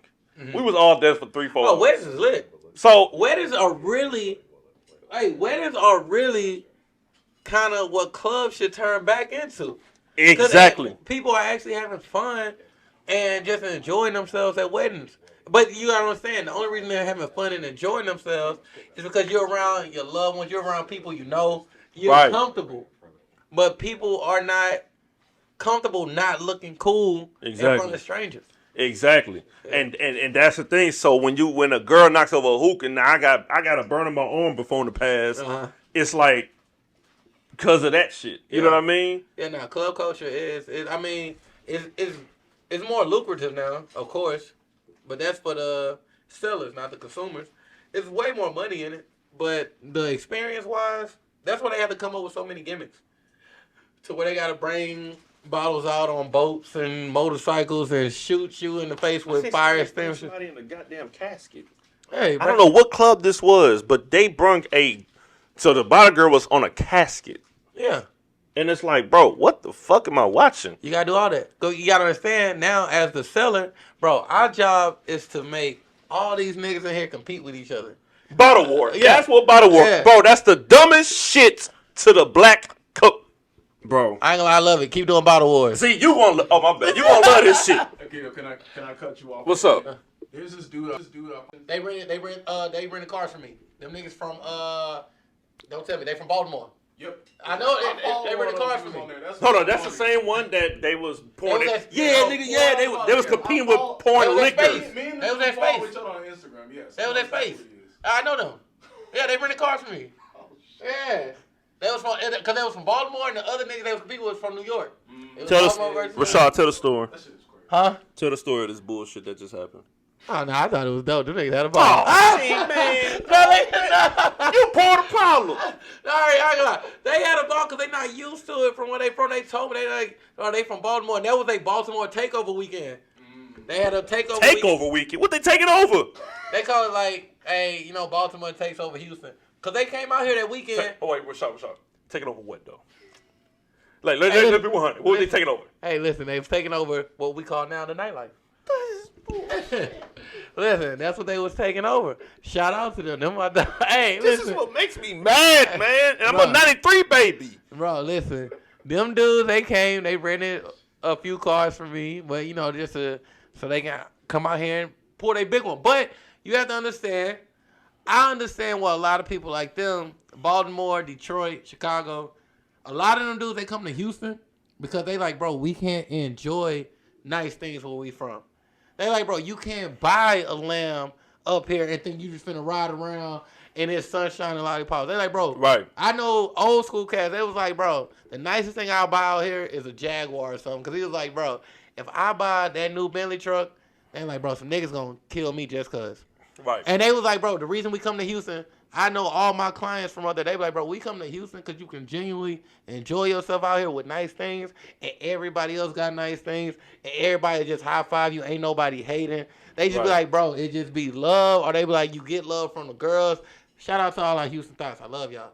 But, yeah, they like, bro, you get so much love out here. They like, bro, up in our cities, you can't enjoy nothing nice. So they like, bro, we gonna go home. They tell me, they like, bro, we go home. We hustle, we run our bag up, and they're like, bro, when we genuinely want to have fun, we come to Houston. So you have to understand the club life that you do hate, which is I'm not gonna lie, it's crazy, but no, it's just people getting their rocks off. Right. It's just people getting their rocks off, bro. It's people who get their rocks off, and it's niggas out here fucking feet. Right. That's how they get their rocks off. I don't understand it, but niggas is fucking feet. Niggas is subscribing to feet pages. Niggas subscribing to girls are getting paid out here for posting their feet. Bro, that's true. And your feet. I'm with you. You gotta say bro, I know this ugly ass girl who her feet just look like feet to me. And she do not show her face. Listen, if she showed her face on her foot pages, I'm pretty sure these niggas wouldn't subscribe. But nigga, her feet page go crazy. I'm like, bro, put your face in there one time. Just one time. One time, this shit all gonna burn to the ground. That shit gonna be like Enron. What was called Enron? This shit that crashed. Your stock is gonna crash. You post your face with these feet. Cause I'm like, niggas is under the imagination. It's a beautiful woman. Attached to these feet. Ain't no beautiful woman attached to them feet. That's face ugly as fuck. Bro, I'm telling you, and I'm telling you, she done literally, bro. I ain't gonna shout her. She got 2 kids. She's built a nice life for her kids and everything. Off her fucking feet. Off her feet, bro. And I mean her feet. I look at them, I'm like, it's just like feet to me. I don't see it. But hey, I ain't knocking you dudes because I ain't gonna lie. I got some close friends who I know who she showed me. She's like, nigga, this is your homeboy. He done sent me over $4,000. And I'm like, this nigga in the feet. I was like, what? And she just showed me. So, hey, listen. And listen, you know who you are. I ain't gonna say who you are, but listen, I know, homie. I know who you are, who out here tricking on it. $4,000 for some feet, bro? Now, and listen, that's probably not the only foot page he tricking off on. Oh, no, this is a whole bunch. Because what goes with that, you know, you watching it, you got your lubricant, you know what I mean? You do what you got to do to watch feet. But that's. I'm just saying, that's the same thing with the club shit, though. It don't make sense to you. But think about it's stupid and everything. But listen, they spent $4,000 on bottles that night. This nigga spent $4,000 on his butt. Ugly girl feet. Yeah. You put it like that, okay. Everybody got they, hey. But this is the thing. I always had this perception that when it come to these dudes that's buying these sections, who is it really fucking impressing? Are you trying to impress the women that you want to see, or is it you trying to outdo this other nigga that's in the other section across the way? Because think about this, Rashad. It may turn into a dick swing competition at some point. Because think about it, like, okay, you in a section with your homies. You see a section over here. Oh, shit. They just bought 4 bottles. Hey, y'all. What we gonna do? These niggas bought 4. You know how we thumping every city? You know what we gonna do? We gotta do 5, 6. Now it comes to a competition. But it's a competition in every aspect of life, though. You gotta think about this. It's niggas out here who buy $800,000 cars. And I guarantee you, that ain't to impress no girl. He buying that. He want the new rare Ferrari because his partner got a Ferrari. And he like, or his enemy, a dude he don't like, got a Ferrari, and he like, man, fuck him. I'm gonna get the even nicer Ferrari. Cause listen, I guarantee you, I can go buy a bullshit ass Ferrari that's probably a 2007 and pull up next to his 2020, and the hoes is finna look and say, both of them niggas is in Ferraris. Right. Hey, listen. You can't tell the difference. Yeah, so that's what I'm saying. It comes to a point when guys stop doing things. It's just ego, bro. It's just the animal nature and it's the gorilla shit. Like, niggas just stop doing it. Ain't always for the hoes. Niggas do shit just to be like, nigga, you got me fucked up, nigga. I got money to waste too. Nigga, and you better, what's the animal where it's like whoever stands tall? Bears. Bears, yeah. Yeah, bears. When one stand taller, the other one gotta be like, damn, you got me. And the one who done stood taller, all that got him hyped for the day is, man, I shut that nigga down. And it's a different aspect in life with everything. It's niggas right now playing Call of Duty who dedicate their life to that shit. They don't get paid to do it, but they dedicate their life and everything to it. Not their life, but a lot of their time, right? Just to have bragging rights on another dude. So listen, the club shit, video game world, car world, sneaker world. Yeah. All of it's just that animal, it's that nature in men just to be like, it's even with women. With their purse game. Women got the same thing with their purse game. Oh, hell yeah. Yeah, they got the same thing with we don't give a shit. When the last time you done turned down some ass because her purse was cheap? Right. Like, you don't care. Not in the history of ever has a nigga look right before he finna fuck, look at a girl purse and say, oh, I can't do this. Never. So listen, women don't do that for niggas. Women not out here buying nice purses because they trying to, get this guy or get more guys looking at them. They buying that because, hey, bitch, I'm about my shit too. Yeah. So, do you ever see the club going back to like the dance floors? No. Never? No. Why? Because social media, bro. This is the same thing. Think about social media. Famous people are not as famous anymore because of social media. You remember, you can see a famous person, like say you see, bro, if you went to Target in 2005 and seen P. Diddy in Target, that would be a big fucking day. It would be people following Diddy around Target or some shit like that. Like, it would be huge. It'd be like, oh shit, Diddy was at Target. But you can see these niggas shopping and shit anywhere now, like celebrities, because you see them so much on social media. That program in your head, you see so much into their lives. If you see them out, you may look and be like, "Oh shit, that's so and so." So you saying the term celebrity don't hold the same weight like it did back No, it doesn't hold the same weight, bro. You gotta understand. Why you think you haven't seen concerts, bro? Michael Jackson, Elvis, all them dudes, they used to sell out fields of people. Fields. Nobody's doing that no more because it's not that hard to see them. Yep. Like you didn't see. Why you think autographs was a thing? You see people still asking for autographs? Right. Like people used to see a celebrity and be like, bro, please sign a piece of paper and then get some money for it. Nowadays, that don't mean shit. Yeah. Like nowadays, bro, you could tweet Kevin Durant and call him a bitch. He's gonna write you back. Now Kevin Durant knows you. Now Kevin Durant knows you, bro. Like it's like nigga, I could never reach this person back in the day. That's like messaging Dominique Wilkins back then. Like, hey Dominique, you and the Hawks suck, man. Yeah, you know, you remember people used to write. You remember people used to write fan mail, and celebrities used to check that. Some celebrities used to write. TLC had an album called Fan Mail in 2000. Yeah, I'm saying people used to be mail, like fan mail. And half the time, I'm not gonna lie, it wasn't a celebrity. It wasn't a celebrity writing back. It was the PR person. Yeah, a PR person, somebody. They just like, hey, sign this real quick. And they would, bro, celebrities dedicate 30 minutes, an hour a day signing shit. Yeah. But yeah, that was a thing nowadays. But now the power of the internet, social media, just how the access, bro, I'm not gonna lie. It's girls who I done ran into, women I done met, women I done went on dates with, who I'm like, damn, she kind of popping. I never thought I would meet this person. But social media made that possible. Back in the day, I would never in a million years think I can get Halle Berry's attention. Nowadays, niggas sending dick pics in these women DMs like crazy. And listen, they don't give a damn. As long as they see seen, they don't give a damn. They see, oh, she seen it? Oh, it's up. Man, it's over with. Hey, nigga, Halle Berry seen my dick. Halle Berry seen my dick. I sent her a blurred image and she opened it. It's done. And they just opened it out of curiosity. Right. I'm telling you, it's done. Now you done met this celebrity. That's exactly how it is. That's how it is nowadays. Everything's easy. That's why, like, being famous ain't really. That's why it's harder to remain famous nowadays too, though. So like, these celebrities coded, basically. Yeah, these celebrities go through crazy loops and stuff to remain famous, bro. Back in the day, it was hard to stop being famous. Like, bro, they used to go hide, take years off. They used to go places with masks and stuff on. Yeah. Nowadays, celebrities gotta release their own sex tapes. Yeah. Like, come on, bro. Everything done changed. That's how you knew it was falling apart. So I'm going to ask you this.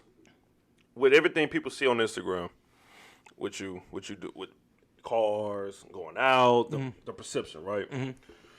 What you think? What do you think is the perception people or women have of you? Have with me? Yeah. I don't know, because the thing about me is, I think people had a perception of me, because I'm very, like, the thing is, my business, like the car stuff, the club stuff, that's what I sell. Yeah. But if you look at me, I'm very active on my story every day. Like, I really interact with all my followers. Like, I don't have to hide who I am, fake who I am. I can tell you right now, oh, yeah, I do. Like, people can be like, oh, Rashad be faking, he be doing this. I'm like, bro, I don't lie about nothing. Yeah. Anything you want to know what I do is there. I put everything out there. Like, it's no... If somebody, like a lot of people, like, oh, you're funny. I'm like, okay, I post funny shit. I like laughing. Right. Like, I don't have to be this person to be like, oh yeah, I just bought this $100,000 watch or $200,000 watch, and then you never see me with it again. Yeah. I don't like doing stuff like that. If I can't hold on or keep, like, I don't sell a dream. Right. Like, I'm not gonna lie to you. Only thing I probably do sell is if a nigga rent a car for me. And a girl asks me, like, if girls DM me, Rashad, is this your car? This nigga in, because he trying to take me out? I'm like, no, that's his. Because that's the loyalty I owe to my clients. I'm like, nah, he didn't rent that for me. That's his car. Of course you should fuck that guy. Like, that's what I'm selling. Like, that's what I'm telling them. I'm like, no, of course not. That's the only thing I lie about. Right. But, no, people came to me, asked me, like, bro, somebody asked me the other day, they was like, they told me, they was like, bro, yeah, I heard the only way you got your business started was you got a $2 million settlement and you came up that way. I'm like, no, nigga, I had investors. Like, bro, I met an investor. He believed in me. He helped. Like, we have a business plan. He gets a percentage. I get a percentage. We work together. If it's shit that I can't afford and I make it make sense to him and pay him back, we get it. I'm not no super millionaire ass nigga with all these cars. No, nigga, I had to reach out to a nigga who built himself up. Like, he has over $30 million he made with another business. He was like, bro, how do I make more of my money work for me? He's like, Rashad, I see you have the influence. Let me put some money behind you. Right. And I was like, I thought it was bullshit at first. I was like, I ain't got that much influence. But he believed in me. And he was like, bro, I'm telling you. And that's what started in the beginning, basically. That's what started in the beginning. Because the thing is, I started off. Damn, I skipped over this earlier. You asked me this earlier. Yeah. Yeah, so I started off wrapping cars with one of my homeboys. We was doing car wraps, car customs. Right. And every time I used to post a car after we customized it, people used to hit me up and be like, hey, how much you rent that? And I'm like, bro, I can't rent you this car. This is a client's car. Right. Like, this is a person's car. So after I got so many DMs, I was like, bro, people really be out here trying to rent cars. Maybe we should get a few cars. And my boy was like, yeah, I don't know. You sure? I'm like, bro, I'm telling you, the demand is there. We just don't have the supply. I'm like, bro, let's start getting some rentals, bro. I'm telling you, I think I can push them. So we had got like 3 cars, like the BMW i8. We had got like a Jeep Wrangler that was all fixed up. And we had like a 7 Series BMW. Bro, they stayed renting them out. And it was just booming. And I met my investor out one night at Clay, when Clay used to only let in white people. Too. Right, at that time. You remember, yeah. Yep. So I met him there when they only let in like 5 black people a night. They had a limit on that motherfucker. Yeah, they did. So I met him there, and me and him just got cool over the drinks and stuff like that. And he was like, oh, follow me on the ground. We follow each other. But he watched me. He was like, bro, this dude be hustling. Like, no matter what you do, he's like, bro, I see you be hustling. So he seen my car stuff was actually, like, starting to gain, make some noise. So he came to me, like, bro, I have so many cars that's just sitting around. Maybe you should rent mine out. Right. And I was like, bro, I just be doing it on the side. I looked down, like, bro, I'm not really a car rental. I was like, bro, I just do it on the side. I got a few. He's like, bro, I'm telling you, I be hearing about you. Start renting mine out. Post mine. We're going to set up a little, we're going to take pictures, post all these cars. Bro, I started pushing. He had about 7 cars he gave me. I kept his cars going out so much, and we was busting it down 50-50. Right. He's like, whatever you make, we just bust it down 50-50. Bro, his car started going out so much, we started making so much money. He just started showing up to me every week with a new car. He's like, hey, I got another one. Right. Hey, I got another one. Hey, I got another one. Bro, we ended up from 7, we started off with 10. Bro, we ended up with 54 cars after 2 years. And he was still looking at me like, bro, Rashad, you still, like, bro, the demand was there. I used to have days where I would go clock in at my shop at 9 a.m., and I'll be renting cars out till 11 p.m. that night all day. I used to post it on my story. Bro, I had 28 cars go out today. Do the math. I was like, bro, I had 28 cars go out today. The average price of my car is $1,200 a day at the time. Yeah. And I was like, bro, these cars not going out for one day. People are renting these for the weekend. Right. So 28 cars, $1,200. Just do the math. That's like $33,000. $33,000 times 3. That's $100,000 weekend. Then I'm getting the car back. And you can only put 100 miles on the car a day. Because it's an exotic car. It's going to depreciate the car. So I'm like, bro, I done made $100,000. All I got to do is just keep myself grounded. Don't let the bread go to my head. We got to keep this going. Every week. We got to treat every day. Even though when you come up, you get your big break. You like, damn, I made this much. Woosah, go home, go to sleep. Make sure you handle your business tomorrow. Cars come back, check them in. Make sure everything. Another way people slip up, the maintenance on the cars. People don't be maintaining that stuff. Bro, I spend Monday to Thursday because that's the slow days. Ain't nobody renting no cars like that. They may want it for music. That's your days you check on each car in there. Take it, hey, oil's good, all this. That's what I'm doing all day on those days. Weekend come back around. Let's go make another $100,000. Let's keep doing this every weekend. And it was going like that. Yeah. 2019 through 2022, it was like that. Yeah. Every weekend. I was like, bro, he looking at me. And then the thing is, I was moving so fast. My name was blowing up so fast. That I said, you can't do nothing without a team, bro. Nah, that's like, that's I was doing it by myself. I was exhausted. So I'm like, hey, bro, look, you do this. You over this. You keep up with the books. You keep up with the car washes. Hey, I'm going to have y'all over deliveries. Like, I started putting on a team. And I didn't mind paying an X, my nigga, bro. I started putting salesmen on because, of course, you want, just say you're making a lot of bread. Of course, you want to keep all your bread, but why not teach somebody what you do, put them under you, and just get them a percentage or get them their commission? Because once they get good at it and they can do it without you even having to be there, you still getting 30%. Like, so I was telling people, I'm like, bro, I was paying people, 25% on every rental if you worked under me. Bro, it was niggas I was giving checks off of sales, $4,500 a week. $6,000, because it's like, bro, I done built it. I done built the house. If people coming, all you gotta do is answer the phone and just secure the sale to where I ain't gotta run around and do it. Right. And you going home with 5 bands a week. The team you have now, cause I've seen you post them on Instagram a lot lately. Oh yeah. You know, y'all having One fun. of them stupid. Right. I ain't gonna say his name. We ain't gonna say, but He's y'all only 22 years old though, so I give him a break. But y'all having fun. Yeah. Y'all doing things. Y'all doing things as a team. It's like a family in a sense. Mm-hmm. How impactful you feel like you've been in their life, but how impactful have they been in your life and in your career and your company? I feel like, cause they tell me all the time, they be like, Rashad, I don't see how you do, cause they see me take losses too, bro. Every win you take, you gotta be able to take a loss, or you gotta be able to it's like a boxing match.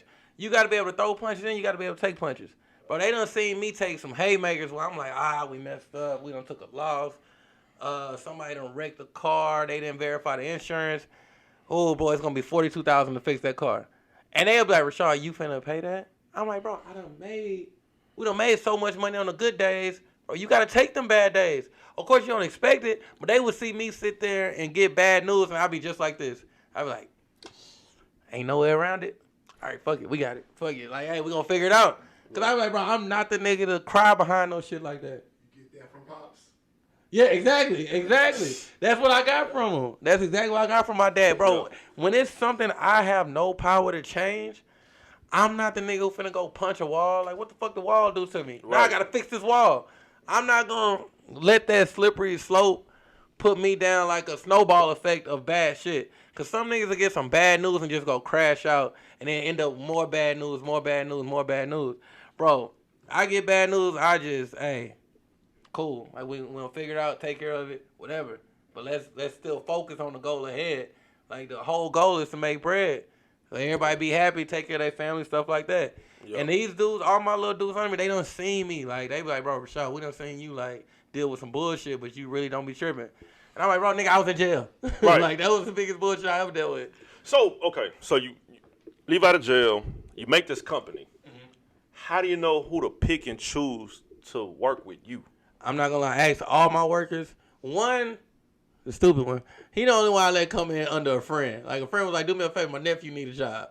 And then I just went out on a limb because this was a good friend. But all my workers, it was kind of like an internship. People used to come up to me like Jake, the white boy I met him before with you. Yeah, Jake literally rented a car from me. He was a client. He rented a car from me, and then he kept on telling me, like, bro, your business is like, I fuck with it. Like, I really want to do this. I was like, man, whatever. I'm like, it's cool or whatever. Like, I make bread, but I'm like, you don't really want to do this. Bro, Jake started showing up every day for like 3 weeks and just helping me out. I wasn't paying Jake nothing. Yo. He just used to pull him like, hey, bro, what do I need to do? What do I need to do? Like, what can we do today? And me and Jake just started hanging out, doing stuff together. I was like, damn, this nigga really want to work out. Like, bro, let me find a way to get you paid. Right. Like, let me figure out a system how much to pay you and get you paid because I've seen his loyalty. Yo. He showed his loyalty before, like, I even asked for. Like, I'm like, bro, this dude came here without me asking. He just really just was put into my life. Yo. And then just started helping me out. And then I seen while he was helping me out, he wasn't getting in the way. He was making things easier. Yo. So it was like, of course I got to compensate you for that. Of course if we finna, hey, wherever I go, you coming with me. Of course I'm finna put you on. So now he's a right-hand man now. Yeah. And then it was just like that. And that's how I got my boy Connor. He's the one behind the scenes. Connor pulled up. Connor was, because I was making so much bread. Connor, white boy too. Yeah. I was making so much money, bro. I didn't know, like, how to, like, where it was coming from. I didn't know how to keep tabs of everything. I didn't know how to put in my Microsoft and just organize everything. Connor was the one that came around. Connor stayed around for about a month, bro, just organizing everything, showing me what cars go out the most. Like, he put everything into a database. Yeah. And then Connor just showed, hey, this is my worth. Like, they literally just came to me and showed me their worth. And I was like, hey, it's worth it. Boom, you on the team. And that's crazy. And that's inspiring in a sense because they're showing up to you and it's not even, they're not even looking for a handout in a sense. It's more so like, man, they see the potential. Exactly. They see everything. That's exactly what they said to me too. They was like, bro, I see the potential. You just need this structure. And it's two Caucasian guys. Like, it's two Caucasians. Like, do you think it'd have been different if it was like two black guys and they like, you know? Man, I'm not gonna lie to you. I've always I've always said this, and I hate it, but it's like that, man. Like, bro, I had one dude came under me. I ain't gonna say his name, but I had one dude come under me, and I put him on. He was a salesman. He was gonna be like just like me, like another me, like going out there, cause I'm the main person who go out there and get the deals. Yeah. He came under me. I taught him the whole ropes. I taught him everything. He was a beast. Like we got to the point where we were competing. Like I was like, damn, how much you did this month? Like, damn, you right there with me. Some months he was beating me. And I was like, bro, I don't care how much you do, because I still make money at the end of the day. Like, we all eat together. Right. Like, he used to think I was jealous of him getting certain deals or getting bigger weekends than me. I'm like, bro, we all together. But one thing about him, he was 1 year older than me. So he hated that he worked under me. Like, he felt like I was his boss. But I never treated him like that. Right. I never treated him like that. But it's just some mentality with black dudes. They like, bro, I'm not working for no little nigga. Now, I'm not gonna lie, this nigga was huge. He was like 6'7", 300 pounds. Like, he was huge. He was a first round defensive end. Yes, bro. He was a huge dude. But he was such a beast, like, with sales. Like, he had the gift of gab. He could talk. Bro, anybody can gain his trust. But end up happening, he started stealing bread. He started stealing money out of everybody. He started doing a lot of janky stuff.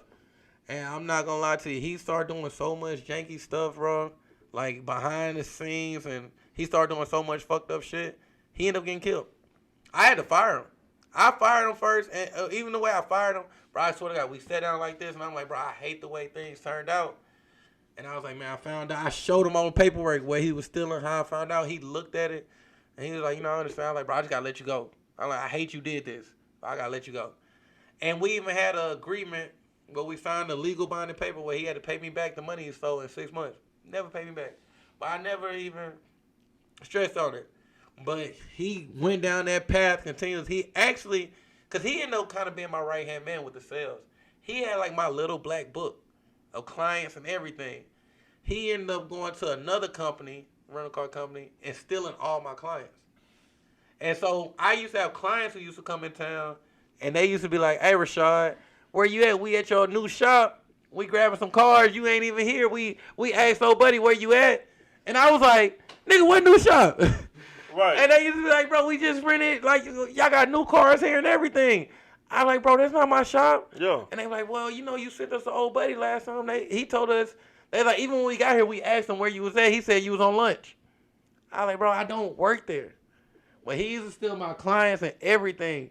And then he started, the thing is, with my line of business, to rent a car, you got to have an excess amount of bread. Like, it's a luxury. It's extra bread. So most people who do it, they might do stuff on the side, extra stuff. So he used to see these people come in who have all this extra bread, and he wanted to do what they did. He was like, hey, man, put me on to what you do. I want to do this. He used to get involved in their lives, and that's how he ended up dead. And why is that in our community, you think? Because your two right-hand people is Caucasian guys. They simple, though. They simple, bro. I'm telling you, we're in a luxury business, right? Where everything looks flashy and stuff like that, right? But Jake and Connor, bro, they don't care about Louis shoes, Louis Vuitton, none of that. They just simple dudes. All they care about is making some bread, stacking it up. They want to go buy some land. They want to go, like, they like long term. They think long term. They don't they not into the stuff that our culture is into, that's just us. Fast life, cars, women, clubs. Yeah, they not really into that. And that's just, that's just us, bro. It's just, we kings, so we feel like, hey, we got to live like kings. Even, we live beyond our means a lot. And everybody's guilty of doing that. Nobody can look at the next person and say, look at you, but all your means. Bro, all of us are guilty of doing that at some time, at some place. Right. It ain't nobody pointing fingers at the next person, but that's just our culture, bro, because it's what we surrounded with. It's what we grew up around. Like, we may not give a fuck. Imagine when we was kids. We didn't give a shit. Like, we had our little toys we play our little video games. That was a simple life. But now you start growing up, and then it's the things that we like influence us to live like that. We like women. We like the nightlife. Yeah, we like nice. We just cars, we like having like love around us. People show you more love when you. It's a lot of fake love, But people show you more love when you like. Before I went to jail, bro, so many people used to be there because we was getting bread. But the second I went to jail, nigga, you don't exist no more. Everybody disappeared, and I had to learn that. I'm not mad at them. It's just the lifestyle. I ain't mad at nobody. Right. But it's just how. It's just like what we were surrounded with. Right. Now I want to shift to this because I remember we talked about this on Instagram and you posted on your story, and you said, and I kind of agree with you.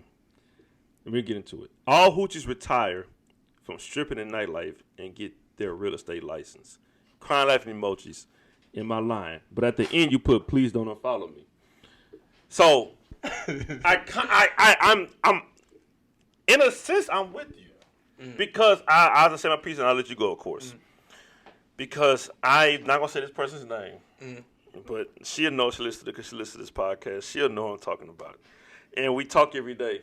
And she works in the nightlife, and she has her real estate license. This is the crazy thing. She has a real estate license and a bottle girl, right? And me and her get into arguments and disagreements all the time because she's approaching 30 this year. And I'm like, yo, this gotta be your last year. Yeah, she like LeBron. She felt a certain way, right? She Tom Brady in the bottle right. life. So half of her social media is her selling these houses, apartments. Hey, we need this place, 1700, blah, blah, blah, whatever you gotta say. But the other half on her Instagram, ass pictures, thirst traps, body pictures. Hey, look at me, look at me. So what I say is that you're limiting your clientele because now your clientele when it comes to real estate, because you say you want to stop doing bottle service and nightlife, and you want to get into real estate full time. But you limit your clientele because what you're doing is, okay, my clientele is going to be niggas in the nightlife, guys I'm meeting out, homegirls siblings, families, friends, as opposed to having no ceiling. That family couple. Yeah. Try to sell to a husband, the wife sees it, this her Instagram, this the realtor? Yeah. Her ass is out? Yeah. Oh, we are not going to her. We can go to somebody else that sells the same exact place. They don't understand that shit. So what you saying, you're not lying. Who made you post this? And then one thing about her is she's retarded. Because if she think just because a nigga can afford, $2,000 on the bottles means he can afford a house, she's the Lulu. Right. She if that's her targeting crowd is some niggas who spending their last bread on some bottles, thinking she finna sell a house to them. Right. She's crazy. As hell. Like a lot of them people, bro, listen, first of all my friends who I watch buy houses and what they have to go through to get a house, all the stuff you have to stop spending to get a house is not that easy. Like nobody, if you're targeting niggas in the club, first of all, if you're any bottle girl or you're any stripper who's trying to retire and go into real estate, which is, I'm pretty sure, is 95% of y'all. Bro, why would you target the niggas who's wasting bread? like you would rather target niggas who's wasting bread than making bread? Nigga, go stand at listen, a girl who works as a hostess at what's it called? A country club has a better chance selling a house than your dumb ass at the fucking nightclub to the niggas who spending. Bro, go get you a job at the country club. Go valet cars at the country club. You can sell one of them niggas a house. Exactly. But yeah, I mean, the thing is, a lot of women who do that, they're used to the fast money and they're used to everything being fast. And the thing is, even with the thing is, a lot of things where you want a big payout. Bro, nothing comes overnight unless you hit the lottery. Exactly. And the lottery, everybody ain't hitting the lottery. No. Like, you can't just jump. These girls who will stop dancing, I'm not going to lie. I know some girls who used to strip and who were in nightlife who became real estate agents, but I'm not going to lie. They deleted that whole aspect. And made a whole new... Bro, they invented a whole new person. Even though it took them some time, it paid off in about, 2 years. Because even with me... Bro, when I started doing the car stuff, when me and my boy started the car custom company, bro, our first 2 years, bro, I kid you not, I used to have to ask him because he had some money going into it. But I used to have to ask him for some weeks, like, bro, let me borrow $100. Like, bro, we ain't make no money this week. We went months without clients, but we would get 1 or 2 clients sometime. And as long as we posted them on our page and built up our portfolio, after 2 years, we had a good-looking portfolio. And now we're bringing in more. Now it went from 1 or 2 people a month to 3 or 4 people a week to 3 or 4 people a day. But it took time to grow that. Right. And a lot of people just not ready to jump off the porch and give her, like, your friend who doing the bottle girl stuff, she's not ready to give up. She keep posting the bottle girl stuff because she's not ready to give up that $1,000, $1,500 a weekend to possibly make $25,000 off a house or $20K, $15K off a house. She's not ready to get it up because she got to put in that work. Right. A lot of people don't want to put in that downtime. Like, bro, I was broke. Like, I was fresh out of jail. Like, we was starting that company. I literally quit a job that guaranteed me about $600-$700 a week back then to start working with my boy, but we built it up, and I was making like $100-$150 a week that I had to ask him for. These were weeks we didn't make no bread. Yep. But then weeks I did make bread, I made get a client come in and want all this stuff done in his car, and my commission be $1,500. But I still made sure, hey, I get every picture, I add this to my portfolio. And it goes towards something. Like, at least you building towards something. But when I ain't gonna lie, it's quick bread, but when you stripping, you ain't building towards shit. Ain't no nigga coming in there like, yeah, man, she 5-0 when it comes to shaking that ass. Like, no, nobody cares about that. You're not building towards nothing. Like, no, it ain't no Super Bowl for, is it a heavyweight world champion for strippers? Like, it's not a record. You can't record that shit. You can't put it on paper. Yeah. Like, niggas just, bro, if anything, that's a business where you get old. Like, the longer you been in it, that's not the better you get. The longer you've been dancing, you don't get better. The longer you've been in the bottle, the longer you've been in the nightlife, you don't get better. Niggas get tired of you. Niggas tired of seeing you. Exactly. Why not do something where you actually, it builds towards something? Because I ain't gonna lie, you only depleting in the nightlife. Exactly. Especially as a woman. So it's like a car in a sense. It's just deplete. Yeah, you only depreciate. Exactly. Yeah, you only depreciate. Niggas looking at you like, hey, Courtney got 75,000 miles on her. So I'm gonna ask you this: What do you think is the cap for a woman that should be a bottle girl or a stripper? I said 25. I ain't gonna lie, 25 is cool, but I still know some girls, because I ain't gonna lie, it's some hustling ass bottle girls who they be knowing the ways around it because they don't really learn what they really know. Like, they may learn some. I ain't gonna lie, they do build up a clientele. Like, they may get cool with the NBA niggas, and the NBA niggas tell more NBA niggas, or the NFL niggas tell more NBA niggas, and they get hooked on that. Mm-hmm. And they like, all right, the dudes know when I go to this town, ask for this girl. Right. But what they need to learn how to do with that is, listen, once y'all ass start getting old and 30, listen, just send them niggas to the younger girls and get your cut. What's the oldest bottle girl you met? Well, you know. I don't want to say it. Bro, okay. She watching this. If she watching Sheriff Shaw, you better not. Okay, wait, okay. No, I'm fucking with you. I think she like 32. I think she's like 32. Okay. I was thinking you gonna say that close to 40 type shit. I'm like, man, hell no. It ain't gonna be no goddamn way. Nah. A girl close to her 40s is bottled. Okay. No, they bottle girl in Third Ward. It's some up there like 38. Yeah. Third Ward for sure. Yeah, D-Bar. I'm pretty sure they got a bottle girl about 30 something. Yeah. 35. So, right now, obviously, nightlife, exotic cars, Instagram going crazy type shit, right? Facts. Do you see in your lifetime, bro, of you just like, you know what? I'm going to settle down and get a woman and get married.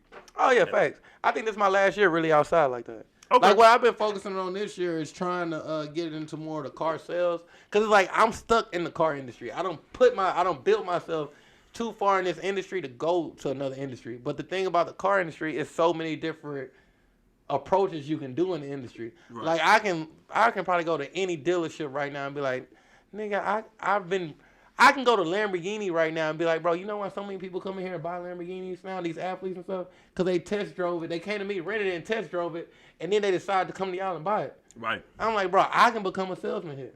Yeah. I can work at Rolls Royce right now if I want to. I'm tied in with Tillman Fertitta and all them. This dude who own the Post Oak Hotel, own the Rockets. Yeah. And, owns the dealership and everything. And he knows. He's like, bro, Rashad be...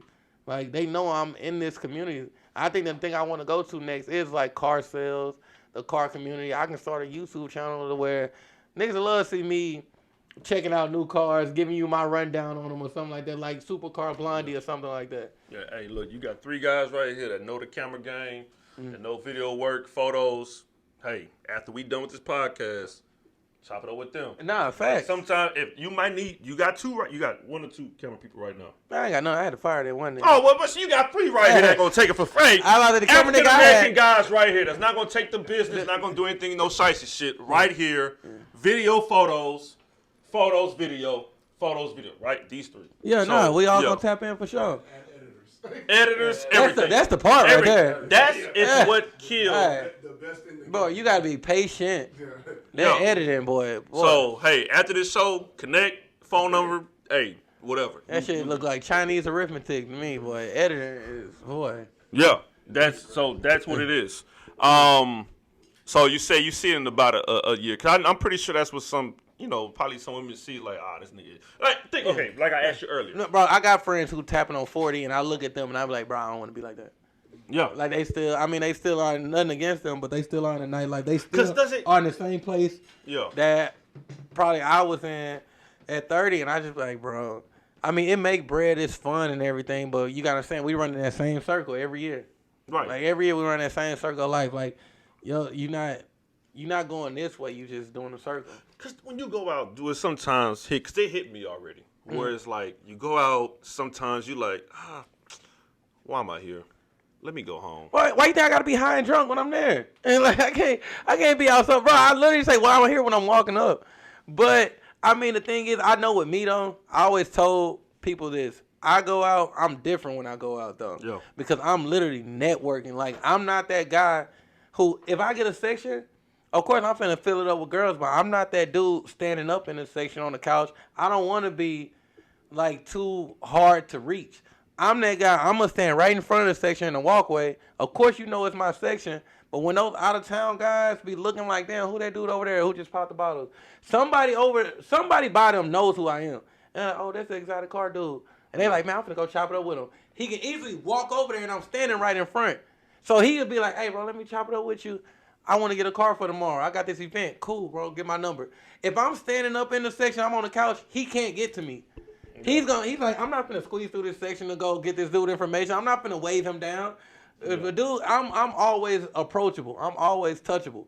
And I'll be walking around. Like I made at camp or, with all the A-Life clubs. Bro, I go to other people's section. I'll tell them, I'll be like, hey, y'all boys having a good time? Y'all need anything? And I make sure I know somebody in the section first. And maybe some girls I know in their section. Or maybe a guy I know in their section. And they gonna look at me and be like, man, who the fuck is this nigga? Yo. But then somebody gonna be like, oh no, that's Rashad. He work here, but he also do the car stuff. And they gonna be like, oh, okay, damn. Oh, buddy, cool then. Let me get this information. I do that when I'm out. I'm always working. Like I'm networking. Like the reason I done met the people I met, like one person who taught me this too though. Old buddy from Terrence J. Terrence J from 106 in Park. I'm not gonna lie. He always in Houston too. Yeah, bro. A lot of people sleep on that dude. That dude be working. Like, he's always working. He's always networking. Wherever he goes, he can go to any hotel or something. He's working on a branding deal with them. He may just be there staying there. Bro, why you think till this day, 106 Park been gone? He's still hosting Golden Globes. He's a host. The dude knows how to talk. He hosts award shows. He's still getting checks. He just got he was just in a Chevrolet commercial. All this type of stuff. He does the HBCU tours. He's like the black Ryan Seacrest in a sense. Exactly. Yeah. But I'm telling you, I done spent time around him and seeing him. We done went on vacations together, and everywhere we go, bro, that dude be working. Like right now, he just got a deal in Dubai where he been going to Dubai like every other week. But he's like, bro, I be hosting stuff out there. I got deals with hotels, most expensive hotels in the world. And everywhere he talks to people, he makes himself approachable. And that's one of the people who really gave me my big break. I get most of my celebrity clientele because people be like, bro, Terrence J sent us to you. And the celebrity clientele, who was like the biggest name that came to you when they, far as like renting a car? I've seen the pictures, but like, who was the biggest to you? The biggest I've ever had, he wanted a chauffeur service and I had to drive him, was probably Floyd Mayweather. Really? Yeah, I drove Floyd Mayweather one night, and it was funny because he didn't even hop in the back seat. We was on a Tahoe. He hopped in the passenger seat. And I had Really? on regular clothes, and we was out the whole night. And he was telling people, he was like, bro, tell people, and don't tell them you my driver, just tell them we out kicking it. So how did that come about? Getting Floyd Mayweather. Literally, it was one of my homeboys' birthday, and he booked Floyd Mayweather to show up at the Gatsby. You remember the Gatsby way back? Easy. Remember when I was drunk, my 21st, we supposed to go to Gatsby for my 21st birthday. I got fucked up, and I threw up on the side, and I was like, no Gatsby. Oh, that's when you met that chick. Yeah. Yeah. So I never went to Gatsby. Yeah. I was supposed to go on my 21st, and I threw up. I was like, no Gatsby. Man, I that was fucked Floyd up. Mayweather the first time in Houston too. My boy had Really? booked him. He had booked him way back when for the Gatsby, and he told me, he was like, bro, I'm renting him all these black trucks from Enterprise, like Tahoes and stuff. But he was like, man, and my boy had got a party bus for his birthday. He had a big ass party with like one of them big 35 people party bus. It was only supposed to be me, him, his brother, his cousin, and nothing but girls. And I was like, oh, it's finna be lit. I'm looking at the bus.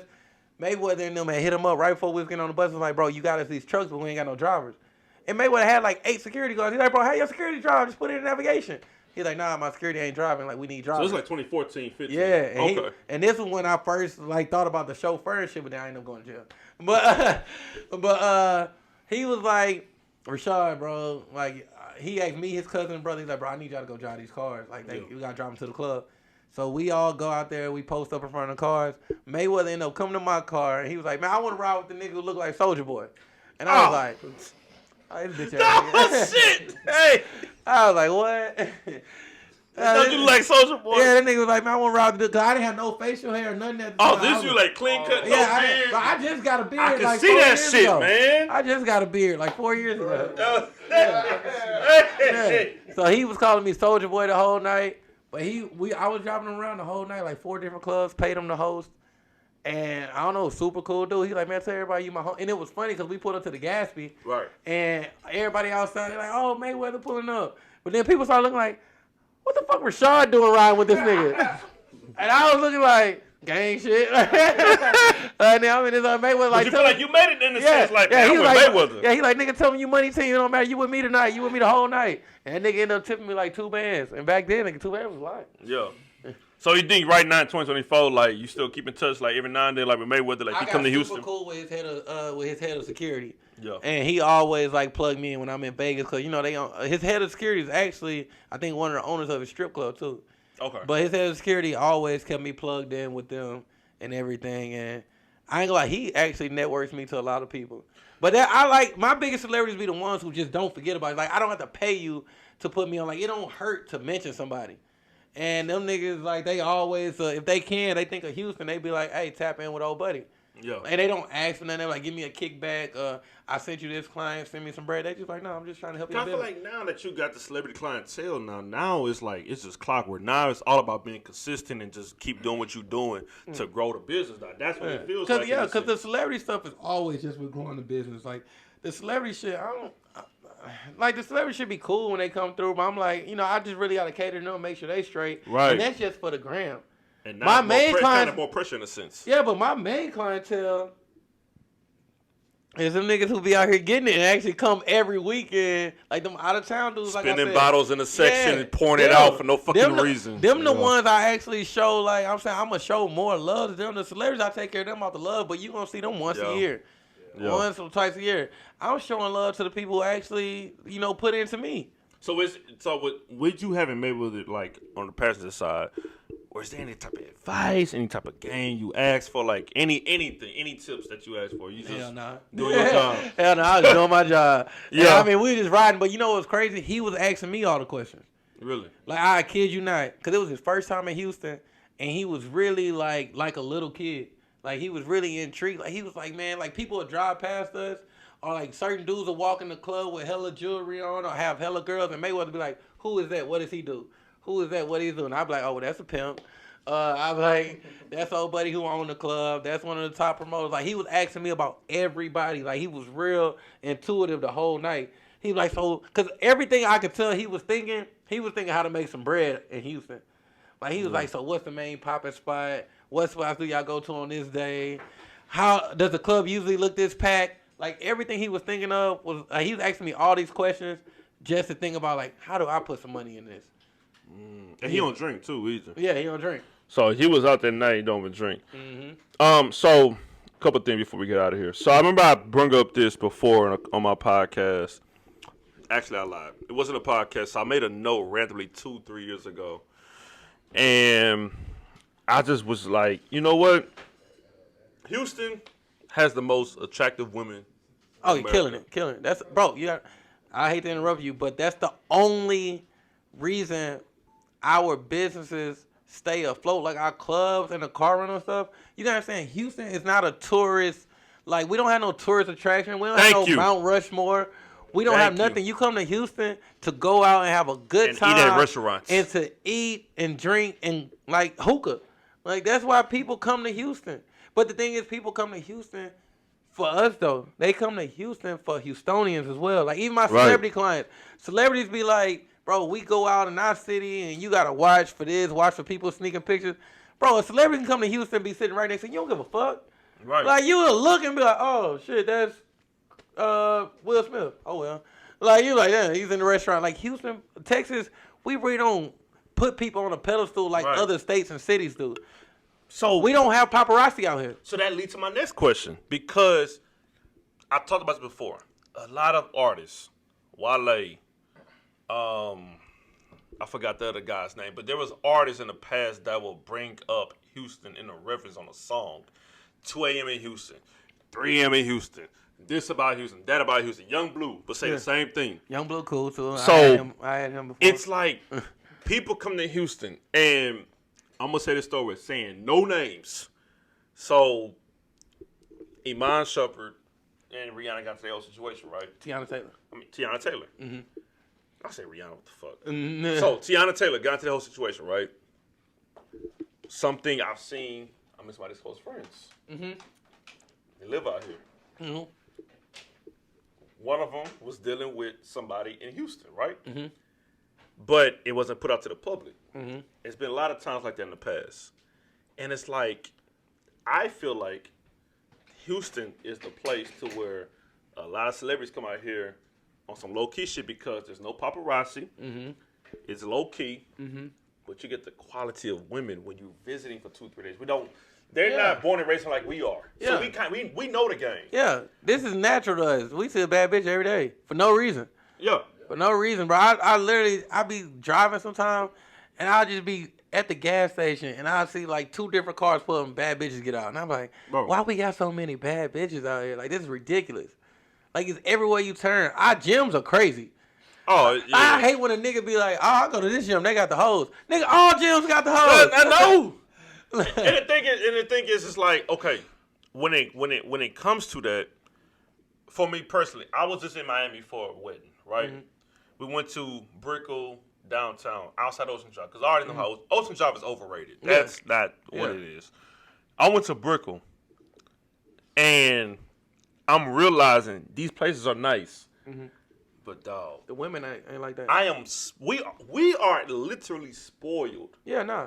You gotta that we're from Houston. Yeah, the bad women in Miami, like the fine ones in Miami, are all sex workers.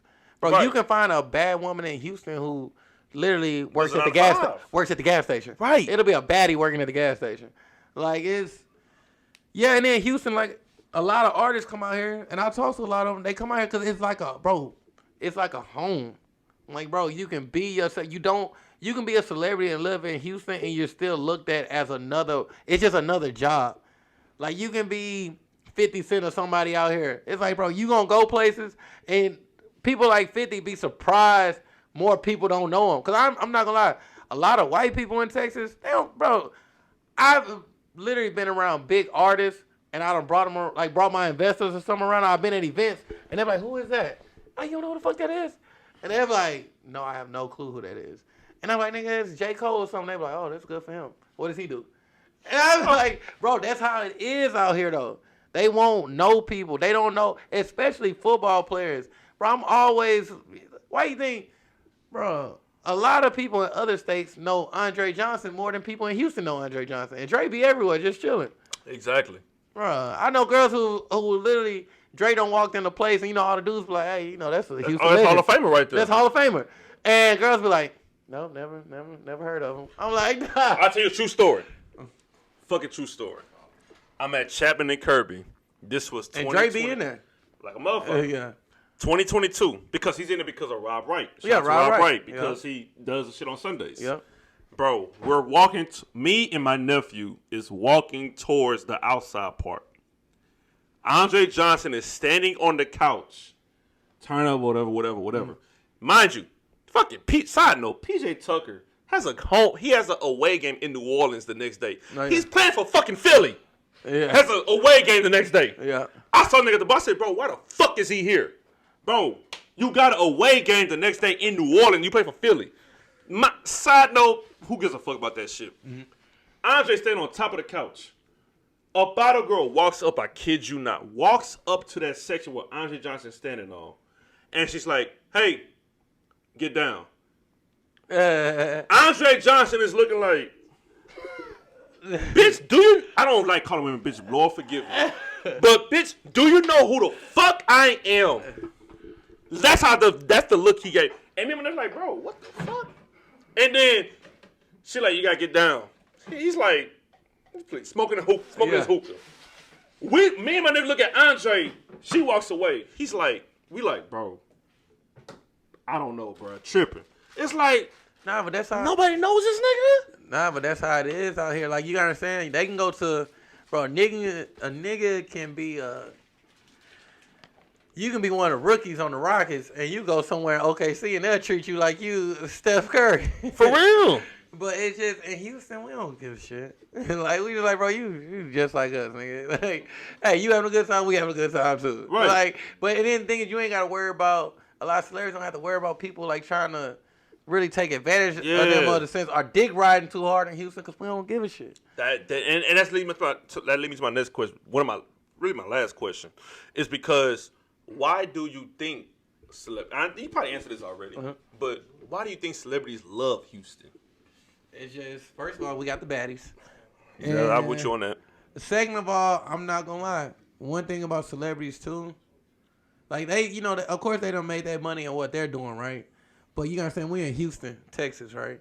Bro, it's so many different ways to make money. Right. So as you being a celebrity, you may meet a guy who, bro, I ain't gonna lie, I done met celebrities before. This is the first thing celebrities tell me, even when they rent cars from me. They like, bro, they ask me the same questions. They like, bro, how'd you get started in this? Like, this is dope. Like, athletes ask me all the time, how'd you get started in this? Like, it's real lucrative. Like, what's your numbers looking like? I tell them how much I made. And they be like, damn, that's what's up, bro. I really, admire that. You're another person who found a way to become successful without sports or rapping. Right. And they admire that shit. So when they come to Houston, they meet all these people who like, bro, it's so many different ways. One of my partners, he owns a trucking business where he has over 30-something trucks, super millionaire. And everybody fuck with him. Yo. And it's so many different, bro. You can have so many different ways where you become rich out here. The celebrities come out here, they like, bro, I ain't the only nigga in this hole with bread. Right. And they like, bro, I can never underestimate nobody else in this Houston crowd because I don't know what the next man do because there's so many different ways to make money. You go to Miami, bro, you understand, Miami's really a poor city. Yep. It has the weather, but if you go to Miami, you ain't getting no job at no chemical plant. You're not running no company, no shipping company. You're either working at a hotel, you're working at a club, or you're working at a restaurant. Like, it's no big stuff to do out there. Like, it's no big companies. Right. And a lot of cities don't have that. You go to Memphis, you working for FedEx. FedEx hub is in Memphis, but damn near every 50% of Memphis work at FedEx. But right. Houston is one of those, like LA is one of those cities too, where celebrities, they feel like, but you gotta say Cali's huge. So it's huge. Crazy. Yeah, it's just as big as Texas. LA is the only place that's really paparazzi. All those other little towns, Sacramento, San Francisco, Oakland, all the places, it's not paparazzi like that. And then the thing is, those places, it's still ways to make money out there. Because you gotta understand, they got the overseas money that comes into Cali. You got so much money they make from China and people like that, it's ridiculous. Right. Like, it's ridiculous. That's why I said before we get out of here, is that Houston, I always said, is the most balanced city in America. Yeah, facts. Because you got everything for everyone. Mm-hmm. If you want to go in the nightlife, Houston. Yeah. If you're a celeb and don't want to be seen by paparazzi, Houston. If you want to move out here and live in an affordable area, outskirts, Katy, Sugarland, Hey, you want to Kingwood, start a family? Go to Katy. start a family, Houston. So you get a new job. You can live a whole nother life in the Woodlands and be surrounded by nothing but other people. Bro, the tech industry is like Austin. Woodlands is like Austin, but they still want to be Houston. They still want to be in Houston. Exactly. There's a lot of tech people out there who have, families, the best schools, the best education, everything like that. You get everything in Houston. Exactly. So that's why I say Houston. Pearland, Sugarland, Kingwood, Katy, all that. And all this land. Bro, you can get you a house and have a huge field to raise your family on. Exactly. Yeah, you in New York, y'all living on top of each other. Exactly. Doc, Rashad, appreciate you, boy. Oh, I'm going to say this on the camera, too, because, like I said, we supposed to do this shit 4-5 years ago. I told you once I get going, I get going. Yeah, Hey. but this was very fucking entertaining. This was great. But I think it was the perfect time for us to do this podcast because it came in full circle with everything that you've been doing and living up to 2024 and vice versa. And you pushing towards much more success. Oh, yeah, we did this for 2 hours, too, didn't we? Bro, this was... what's funny? 2 hours. I told Trey, I said, he asked me, man, how long is podcast? I said, man, probably go an hour and a half. But boy, once that motherfucking drink going, man, we went 2 hours. But this was a conversation that was supposed to be needed 4 or 5 years ago. So if it goes past a certain time, this was meant. Oh, yeah, no, this was good. This is Rashad, gold. Bro, I appreciate you. Real do it a kill. We out. All right. Juice on the beat.